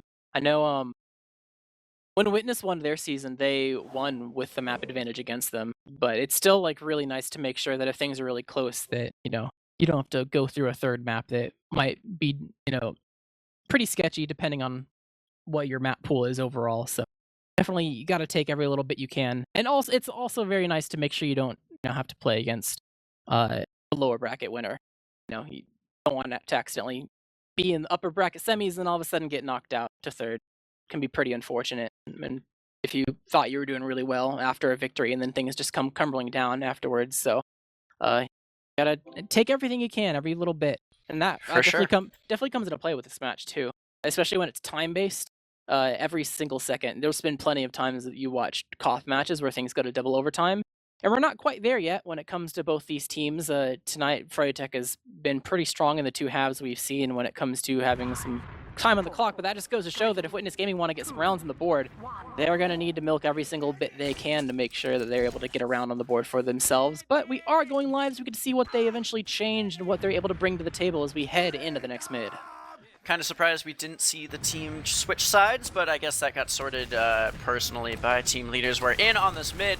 Froyotech looking to close it out this half. Early bomb in behind by Marmalou. Didn't find anything. Oh, but an early Habib death, something we've seen far too often on these mids. Laz is behind looking for a play, but Benny is aware, and Benny taking a fair bit of damage, but it's not enough. Artist in trouble as Marmalou bombs in, gets the frag. So many dead for Witness Gaming. Marmalou does die to Brand Slam, but Lawguy and Brand Slam the only ones available in this fight, and will be escaping.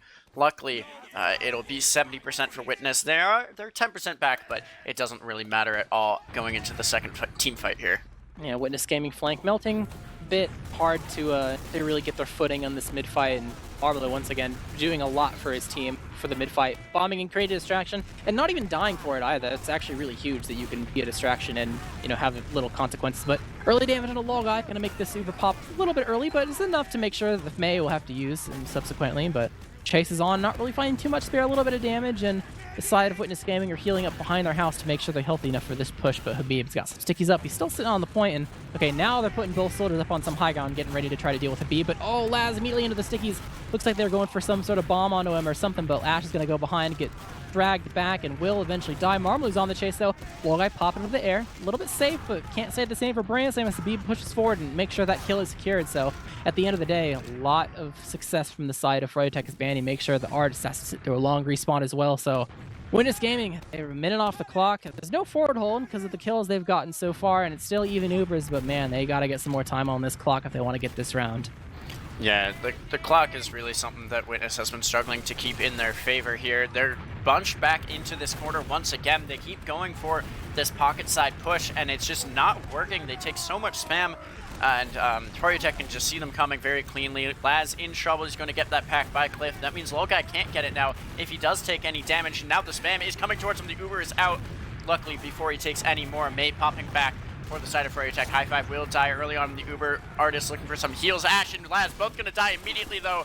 Marmaloo and Banny combining for a pair of kills there, and Brandslam now in a lot of trouble as he's going to try to navigate an absolute hellscape and will not find it. So, will not find a way out, excuse me. 1 minute on the clock for Froyotech, trying to ever closer to closing this one out. Yeah. Regardless of whatever I think they need to change, I think it's obvious by now the Witness Gaming are having a very hard time trying to prevent Froyotech from holding down the fort when they're on the point. They're able to get this forward hold like a little bit. They're able to get through it, take out Mirror Man, blasting people back. May is no longer actually with a whole lot of his team. He's back over by the point, getting Banny pretty low. Same with Marmaloo. So some space created and overall successfully breaking out of the forward hold. So it's going to be a bit beneficial. Some less resources for Froyotech to use, but they're still kind of aggressive here on this point. Pretty much even Ubers, 80%. Jay is behind. Marmaloo might go behind as well if he sees an opening. They finally chase him down, but still a lot to deal with. A lot on the opposing team's concrete. Yeah, the Froyo flank is able to just walk around and do whatever they want. Marmaloo, a case in point there. The Ubers are exchanged onto point. Laz is kind of just standing there on the flank. Habib's going to get good damage onto him. 10 seconds on the clock. A little bit of pressure there. Habib does die. That's big for this fight, but you got to keep this out of overtime if you're Witness Gaming. You don't want to be there. RGLgg will go down again. Banny and Marmaloo fall on the other side of things, but May will escape with their life. And once again, we are going to see 3 minutes to hold this one off. But yeah, they got some time the last time, but this is not a happy place you want to be. Like, obviously it's possible for you to hold 3 minutes flat. I mean, Froyo just did it, but Witness Gaming has had a really tough time holding the point for longer than 60 seconds in some instances, so we'll have to see what they're able to pull out of the hat. Able to go for it and over onto the flank, but not really finding too much. They're actually losing some resources themselves. Gonna be able to take Marmaloo as a consolation prize, but after giving up 3 of their own players for 1 and having to pretty much leave the point entirely, that's looking like it's all she wrote for the round. Everyone's really past this Bear Artist, who will eventually die to Jay, can only imagine. And yeah, Froyotech just getting on this capping it up, and they went for a desperation play, but didn't really find too much, and Froyotech are really leading strong on this map, 3-0. Yeah, 3-0. It just seems like every fight Witness Gaming melts like butter, and they really can't get anything done here. Froyotech, such a dominant force on this map, as we all know. So yeah, looking to close this one out and move on to Grands with that map advantage, as we have seen time and time again, Witness trying to hold on, take this mid fight away.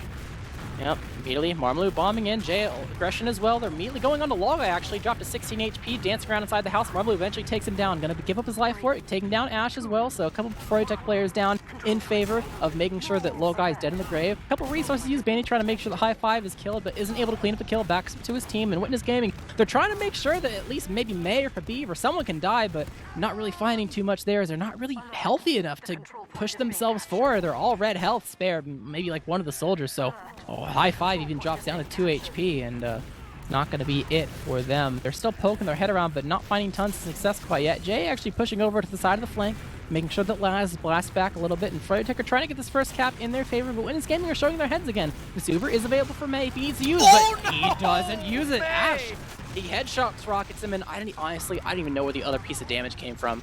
I don't know at all. I know some was Ash, I don't know where the rest of it was. So at the end of the day, pretty much a sack, try to get the force out of May, get more than they initially expected, got the drop, and both scouts dead. So they're in a pretty good spot. They lose this cap, but they do have an Uberad to work with to try to retake it.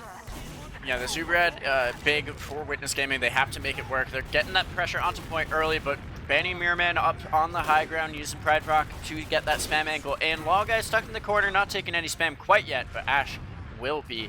Things are slowing down a bit, therefore Jay swapping onto Sniper, but the Uber is going to be in too soon for that to make an impact. Habib getting run over, but Bandy picking up Ash. Marmaloo in the back line, High Five looking to chip him down, but will Marmaloo be able to get in onto RGLgg? Yes, misses the first rocket, doesn't have another one loaded, and will go down. Marmaloo needed to come through with that play, but doesn't quite pick it up. And May is the only one alive there. May might be in a bit of trouble. Nope, Bandy's going to be here. A nice arrow from RGLgg to keep Artist alive in the face of Bandy Scout. Yeah, Witness Gaming was really aggressive there, and they They traded a little bit, so Branson's not going to be quite there and ready, but you still have some Froyotech players rolling out as well, so bit of a 5v5, but small advantage in favor of Froyotech as they get into the aggression, and oh my god, Artis is so weak. Marmon's going to give up his life, but not without making sure that Artis is an easy kill for his soldier partner Mirrorman. Jay. Yeah, Jay over on the flank side, pretty much alone, gonna get 2v1 by the side of High Five, but High Five's doing most of the damage. Laz jumping forward. Damage on the Banny, gonna die of fall damage, so he technically trades out, which is beneficial for them. Super goes forward. No scouts available for the side of Froyotech, no chase, and Logai and friends there, just on the point, ready to go. Ash is behind, cut off May if he finds the opening, is able to get a little bit of damage onto them, but will eventually die to Marmalu. Yeah, he will indeed die, unable to rocket jump away, and didn't have to use this Uber to get this cap, but it's still not. Okay, no, they finally get it, and Jay's gonna die as well. So overall, pretty successful for the side of Witness Game, but Marmalu pushes Logai forward. Will use, not gonna play too risky there. Maybe gonna give up his life, but this is just a normal sack for the side of May. Banny behind, maybe getting Ash. Will indeed get Ash, so Ash. Good trade. Yeah, that's a great trade. Bandy's going to be happy with that, even though he's losing his life there. He does get an advantageous trade. 2:10 and counting down for Witness on the clock here. Froyo at 147, so a little bit more even in what might be the final round of tonight's matchup. Marmalu, 1 health in the air, will live. Laz goes down, though. Brandslam following suit. Habib is dead. No more demo to worry about, but here comes the soldier aggressively jumping forward. Not able to pick up any further kills, though. Froyotech going to be able to cap this one shortly. May took a rocket, but doesn't look like it's enough to capitalize on. Yep. Does have an Uber to use if he feels like he needs to, but there's a lot of soldier aggression coming from Ash. It's going to Jay instead and make sure that kill is cleaned up, so he's going to give up his life for that cap. So not going to be able to use him as a tool to work over the side of the flank, so Witness Gaming have some leeway there when it comes to getting forward and aggressive. You have Laz up on the side of the concrete and Ash up on Pride Rock, but they're not really going for a force themselves. They're close enough to Uber. Looks like they're just finding content with getting their Uber of their own and maybe even using it. Brands rotating to the other side of the rock. Logai's not quite with him yet. They're not pulling the trigger, but cleaning some stickies. Bomb in from one of the soldiers. Laz working his way behind. Laz on May's head! Or not quite on May's head. He just went behind. He went all the way behind, but that totally looks like May's head from my point of view. But Ash is dead. Marmalu dead on the other side of things. Now Laz is in the fight. Looking for the air shot. Misses that. Habib on Dogbread will go down. High Five and Laz on the other side of things. So 2 down for Froyo right now. The scout on point. Brandslam getting some heals. Looking to find a kill if he can't. Now it's Mirrorman looking to maybe get on Logai's head, but instead going to take the fight. Help out with killing Brandslam before going down himself. And Artist falling. Back goes Logai to the respawn counter. It's very greedy from the side of Witness Gaming. They're 3 versus 4. They recognize that if they just wait for their better respawners because they don't own the cap, that they could win with a second try, but they stay around for some sort of 3v4 scuffle, and when it's eventually too much for them to handle, all 3 of them just die. So now that they are positioned in advantageous opportunity they could use to try to take this point for free is kind of gone, as well as the Uberad. They're trying to go forward with some sort of soldier aggression, but it's just going to net them in the grave. Laz is going to be able to take an air, but Branson's not going to be so lucky and he's going to die as well. So overall, player advantage swapped inside of Froyotech's favor. Marmon's going to have to go back for a pack, so not going to be available for this push, but they're just pushing forward off the Uber advantage, taking down High Five, taking down Artist. Laz is eventually following in suit, taking down my Banny, and a nice air pipe from Habib, actually, not Banny. And that is going to be all she wrote. Froyotech definitely showing that they have Witness Gaming's number now on this map. Yeah, nothing too surprising there, honestly. Froyotech is so dominant on this map and proving it once again here tonight with a decisive victory to go on to Grands, I believe, with that map ad. So great work from them and a tough loss for Witness Gaming, but they did show a little bit of life there on Metalworks, which was their map pick, so perhaps a map we'll be seeing them on tomorrow. And as a reminder, 2 more matches tomorrow being casted here live on twitch.tv, RGLgg, but we have some more things to look at here. Let's take a peek at logs, perhaps. True, let me load them up. I have them on hand quite yet. I usually just wait for the stream and look at it on my second monitor, but I think while waiting for the logs, I think it's a good example of difference between 5CP and KOF and just different maps in general. The fact that you can have teams be extremely close on Metalworks for the most part, and then it's completely different story, like slam down on a map like Product. It really goes to show how definitely you not only do you have to play to your strengths, but you also have to definitely play to your weaknesses. And for as good as Froyo played in that Viaduct game, there's also something left to be desired from the side of Witness Gaming. So back to the drawing board, gone to the lower bracket. And we'll see what's in store for us tomorrow as, we see them try to not get eliminated. And I think, actually, I don't know if the other match is going on or who won it, but the other match is going on right now, the lower bracket match, the elimination, to see who the opponents of Witness Gaming will be tomorrow. So I guess that's pending. Yeah, I'm seeing some pretty good stat lines from the Froyotech scouts, both picking up 10 plus kills. High Five doing his best on the other side of things with 9 and a good amount of damage. Artist top damaging for Witness Gaming there, but I don't know, not too much. I mean, with a 2-0 or a 4-0 in this case, there's not usually too much to glean from logs. I don't know if you see something, but if you have something, go ahead with that. I mean, if you want to just like look at stats, Banny definitely went off when you compare it to everyone else. Not only did he collect a lot of kills, but he top damage on Scout, which it can happen, but it's not necessarily the usually you see Demo Man like top damage for the most part, but he definitely had a field day for the most part. And I think overall the moral of the story is you got to make sure that you can hold. It's one thing to like hold on to the point, but you got to make sure you retake it in a timely manner. And Kothas can be a whole different beast sometimes, especially when it comes to product. So well, I guess we'll see what happens to the pick bans in the future as everyone's map pool develops. As these maps go on, even without like beyond this match, everyone's kind of figuring out what they're good at and what they're not. So I'm excited to see what we'll have in store for the future when it comes to the maps tomorrow. Yeah, tomorrow LAN will continue, but right now we have some members of Froyotech here. Congrats on the win. It looks like almost all of them are here. Yeah, congrats on the win, guys. How you feeling? Hey, feeling pretty good. Shout out to Habib for being 30 minutes late. The classic. Mm. So I'm expecting a pretty standard answer here when I ask about the product picked in general. I'm asking that because it's pretty fresh off the memory. But what exactly goes through your mind, even though it's a victory? You got some rounds. There are certain things that you felt like you addressed properly pre-playing the match to make you feel confident to pick it as the map for the BO3. I think Viaduct's always been a confident map for us. It's something we've always been comfortable in. We had a recent match against them, and I think we knew that the rounds that we lost were due to certain mistakes that we were making. So we went into this match just making sure not to repeat those mistakes, and thus we lost no rounds. You definitely had a hard, strong hold over most of the map. I think there were 2 separate times where you got all the way down to overtime for the most part, so definitely pretty dominant. But well, go ahead. We won't jump the gun too hard. We'll go ahead and go back to the beginning of Metalworks. Wasn't your pick. You just had to deal with and roll with the punches. Any initial thoughts about how the Metalworks match would go, or what your initial expectations were before jumping into things? I was pretty surprised they picked Metalworks, to be honest, but given how strong they were on the map, it makes sense. Yeah. I think we went into the match a little bit, we were playing a bit like loose and hyper kind of, so we just needed to like slow things down a little bit. I think the first 2 rounds we lost, May had like dropped Uber, so that kind of stuff we thankfully got out of our system early, and then then recovered from there. So notice as the match went on, in the beginning, especially this was shown by the mids. The mids were really wonky because neither team really wanted to like quote unquote do anything too much. And then that eventually started to ramp up as the game went on and you kind of felt everyone out. Can you talk a little bit about what your initial game plan was going into Metalworks and what you saw in particular that made you feel comfortable making the switches that you did to push yourself forward and start being more aggressive and collecting rounds? Habib just needs to not die to Artist on mid. That's pretty much it. Demo diff.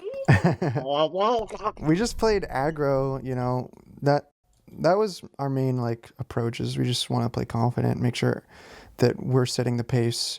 But yeah, usually Habib's deaths kind of put a stop to our mids, unfortunately. There were a couple Habib stickies moments too. Yeah, there was one where he spawned on last and claimed he had no stickies loaded. No, we were on there last, and Banny's fighting a scout. It's like a scouted event, and he just walks on point, just reloads pipe, shoots pipe, just standing there. They got spotters and came in. Listen, I was geeking. I was geeking that man. I was twacked, and then I had to relax. Yeah, that's why you need to show up on time, Habib, so you can get in the zone. This guy said 6:30. I thought we were playing G6. I thought we were playing G6. I don't think we were playing WG. What difference would that make? That's true. How does that change the schedule? That's true. How would That that? actually does not. What is WG? It's a very powerful team. I guess talking about halftimes for Metalworks, it's always different to go into them. Sometimes it's you get rolled and you have a lot of things to fix. Sometimes you roll over the other team and there's not too much that went wrong, but it's always interesting to go into halftime and it's really even. There's some things that maybe you could have done better, but also you've definitely had some reassurance over some things that you found success in. Do you think you were focusing more about the things that went right and trying to exploit them more and do it more and implement that more into your gameplay as you went into the second half? Or do you think you focused a little bit more on noticing the really small issues to make sure they were nixed and never happened again going later into the match? I mean, it's a little bit of both, but usually if the game is very close and we feel like we're mostly playing well, or like there's clear mistakes that we're making, we usually don't want to change too much. Like there were some mids where our soldiers proposed they were going to do something and Habib was like, "Oh, I'm going to change something." I was like, "No. We don't need to change like everything. Just let's fix the small things." But otherwise, I think we were playing well enough to just kind of go in trying to play more our style, more play to our strengths than trying to play to their weaknesses necessarily, or mitigate their strengths. And then moving on to Viaduct, I'm going to be honest, from casting the other product game, it really didn't look like there was anything different when it came to your guys' gameplay and what you were trying to do beyond maybe Mirror Man not being on a laptop this time. Correct me if I'm wrong. Am I right in assuming Was that he there 60 wasn't... hertz? He was 60 Oh, hertz. okay. Mm. It was No, laptop. tonight. Am I right in assuming that there was not a very big change when it comes to the game plan for last time you played product versus this team versus this time? Yeah, pretty much correct. It We was like one little change, but Yeah, we made a slight change, but like I said before, it was more just making sure we weren't making the same mistakes that we had in that match. But I mean, that being said, we did kind of have like a couple miracle moments that saved the match. Like, I didn't see it, but Marmalou got that med pick just solo bombing into their whole team. That was Things like- crazy. Yeah. Just caught him Marmalou in created house. nothing out of, or something out of nothing. Any other questions come to your mind, Godfather? No, I was gonna quickly ask, just because we were talking about it on stream, the deal with who was gonna play on blue team, because both maps, everyone joined blue, and we were kind of just curious. We were overanalyzing for sure. Made sense on product, but I couldn't think of any big difference on Metalworks. I was kind of scratching my Metal, head. because it's funny and Habib was gone, so you had to fill the time somehow. Yeah, Witness Gaming, their like team color is blue, so I think they just try to get blue every time. But so sometimes we try to beat them to getting blue, and we won the War of Attrition and got it on Viaduct. And it's the strong color, obviously. It all Alright, started well- as a joke, dude. Any I guess before we go ahead and close up for the night, any last minute I guess MVPs. Everyone played a lot of TF2 today. You got to see a lot of your teammates shine, and you've netted yourself a spot in the grand finals. So it's pretty prestigious and pretty nice. But who comes to mind when it comes to the person that carried the torch really for your team today?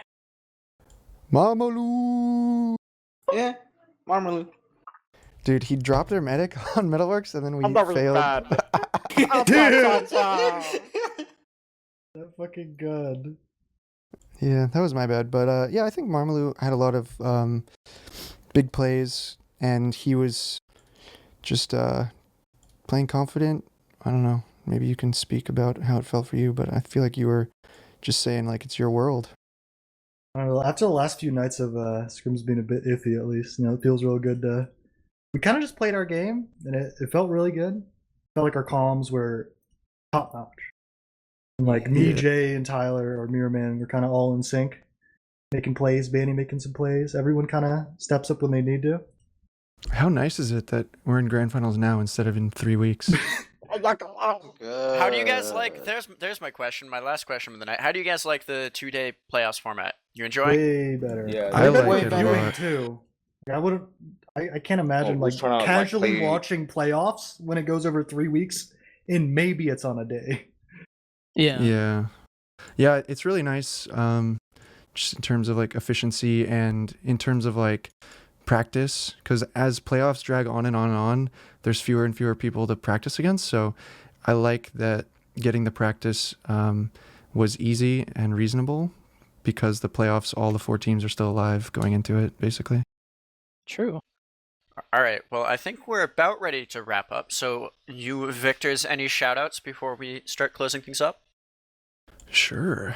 Shout out to my team for playing well. Shout out to Habib for showing up. We were worried for a second. Yeah. I was stressed. Shout out to all the teams playing still in playoffs. Best of luck to them. Thanks to you guys for putting on the show. I would like to give a shout out to an upcoming event down here in Southern California. I'm going to be hosting a TF2 community meetup on April 24th at localhost Fullerton. So if you're in the area, SoCal, I'd love to see you there. We're going to play some pugs, do some 5-ping TF2, and just hang out. I'll be there. Sandblast will be there. Some other fan favorites like Rocket King and stuff. So if anyone's in the area, definitely love to see you there. More LAN news coming soon. I know RGL made some announcements, so there's going to be lots of LANs. Hope everyone's just staying focused and all working together to elevate this competitive TF2 scene. What about you, Habib? Any shoutouts? Yeah, shout outs to you guys, killing it on the production and the cast as usual. Shout outs to the viewers. Shout outs to WG, good games. See y'all tomorrow. G6, see y'all tomorrow. Shout outs to TF2, yeah. True. Shout out to TF2. Anything from you, Jay? Shout out to you guys, production, my team, WG, and my friends. Marmaloo? Yeah, Godfather, just so you know you're muted, but shout out to Tyler May. I'm not here. Shout out to Cafe. Shout out to Kyle. Kyle had a really good game. At least on Metal, he was killing it. But yeah, shout out to everybody watching. Excited for tomorrow. What about you, Godfather? I knew I was muted, but thank you. Little internet dying there. Shout out to everyone for watching tonight. We had a huge turnout with viewers. Shout out for everyone who was subbing and gifting bits. That's huge to keep production alive and keep us coming back and working towards LAN as well. Jarrett, as always, a pleasure casting with you, and Dolphin, #1 prod NA 100% of the time. Always a pleasure to work with you guys. So with that, last words from me will be Skoyo. All right, well, thanks everyone for watching. Make sure to definitely check out the games that are happening tomorrow. It's happening once again, same time as today. 3 EST, or I guess is it EDT because of daylight savings time? Either way, it's 8 hours earlier than we normally, cast invite level 6s. So if all else fails, just check the VOD time of when this game started, or today's game started, and it's at the same time tomorrow. So definitely don't want to miss it. It's going to be the last two, or BO3 and then BO5, and at the end of the day, we'll have everyone's placements and we'll know who has won Season 8 of Invite. So definitely very hype. Shout out to everyone for watching, all the teams are playing, everyone who supports us and buys merch and all that jazz. Thank you so much. We'll see you tomorrow. I've been Jarrett, casting with Godfather, with Dolphin on production. Thank you and good night. Peace. Peace.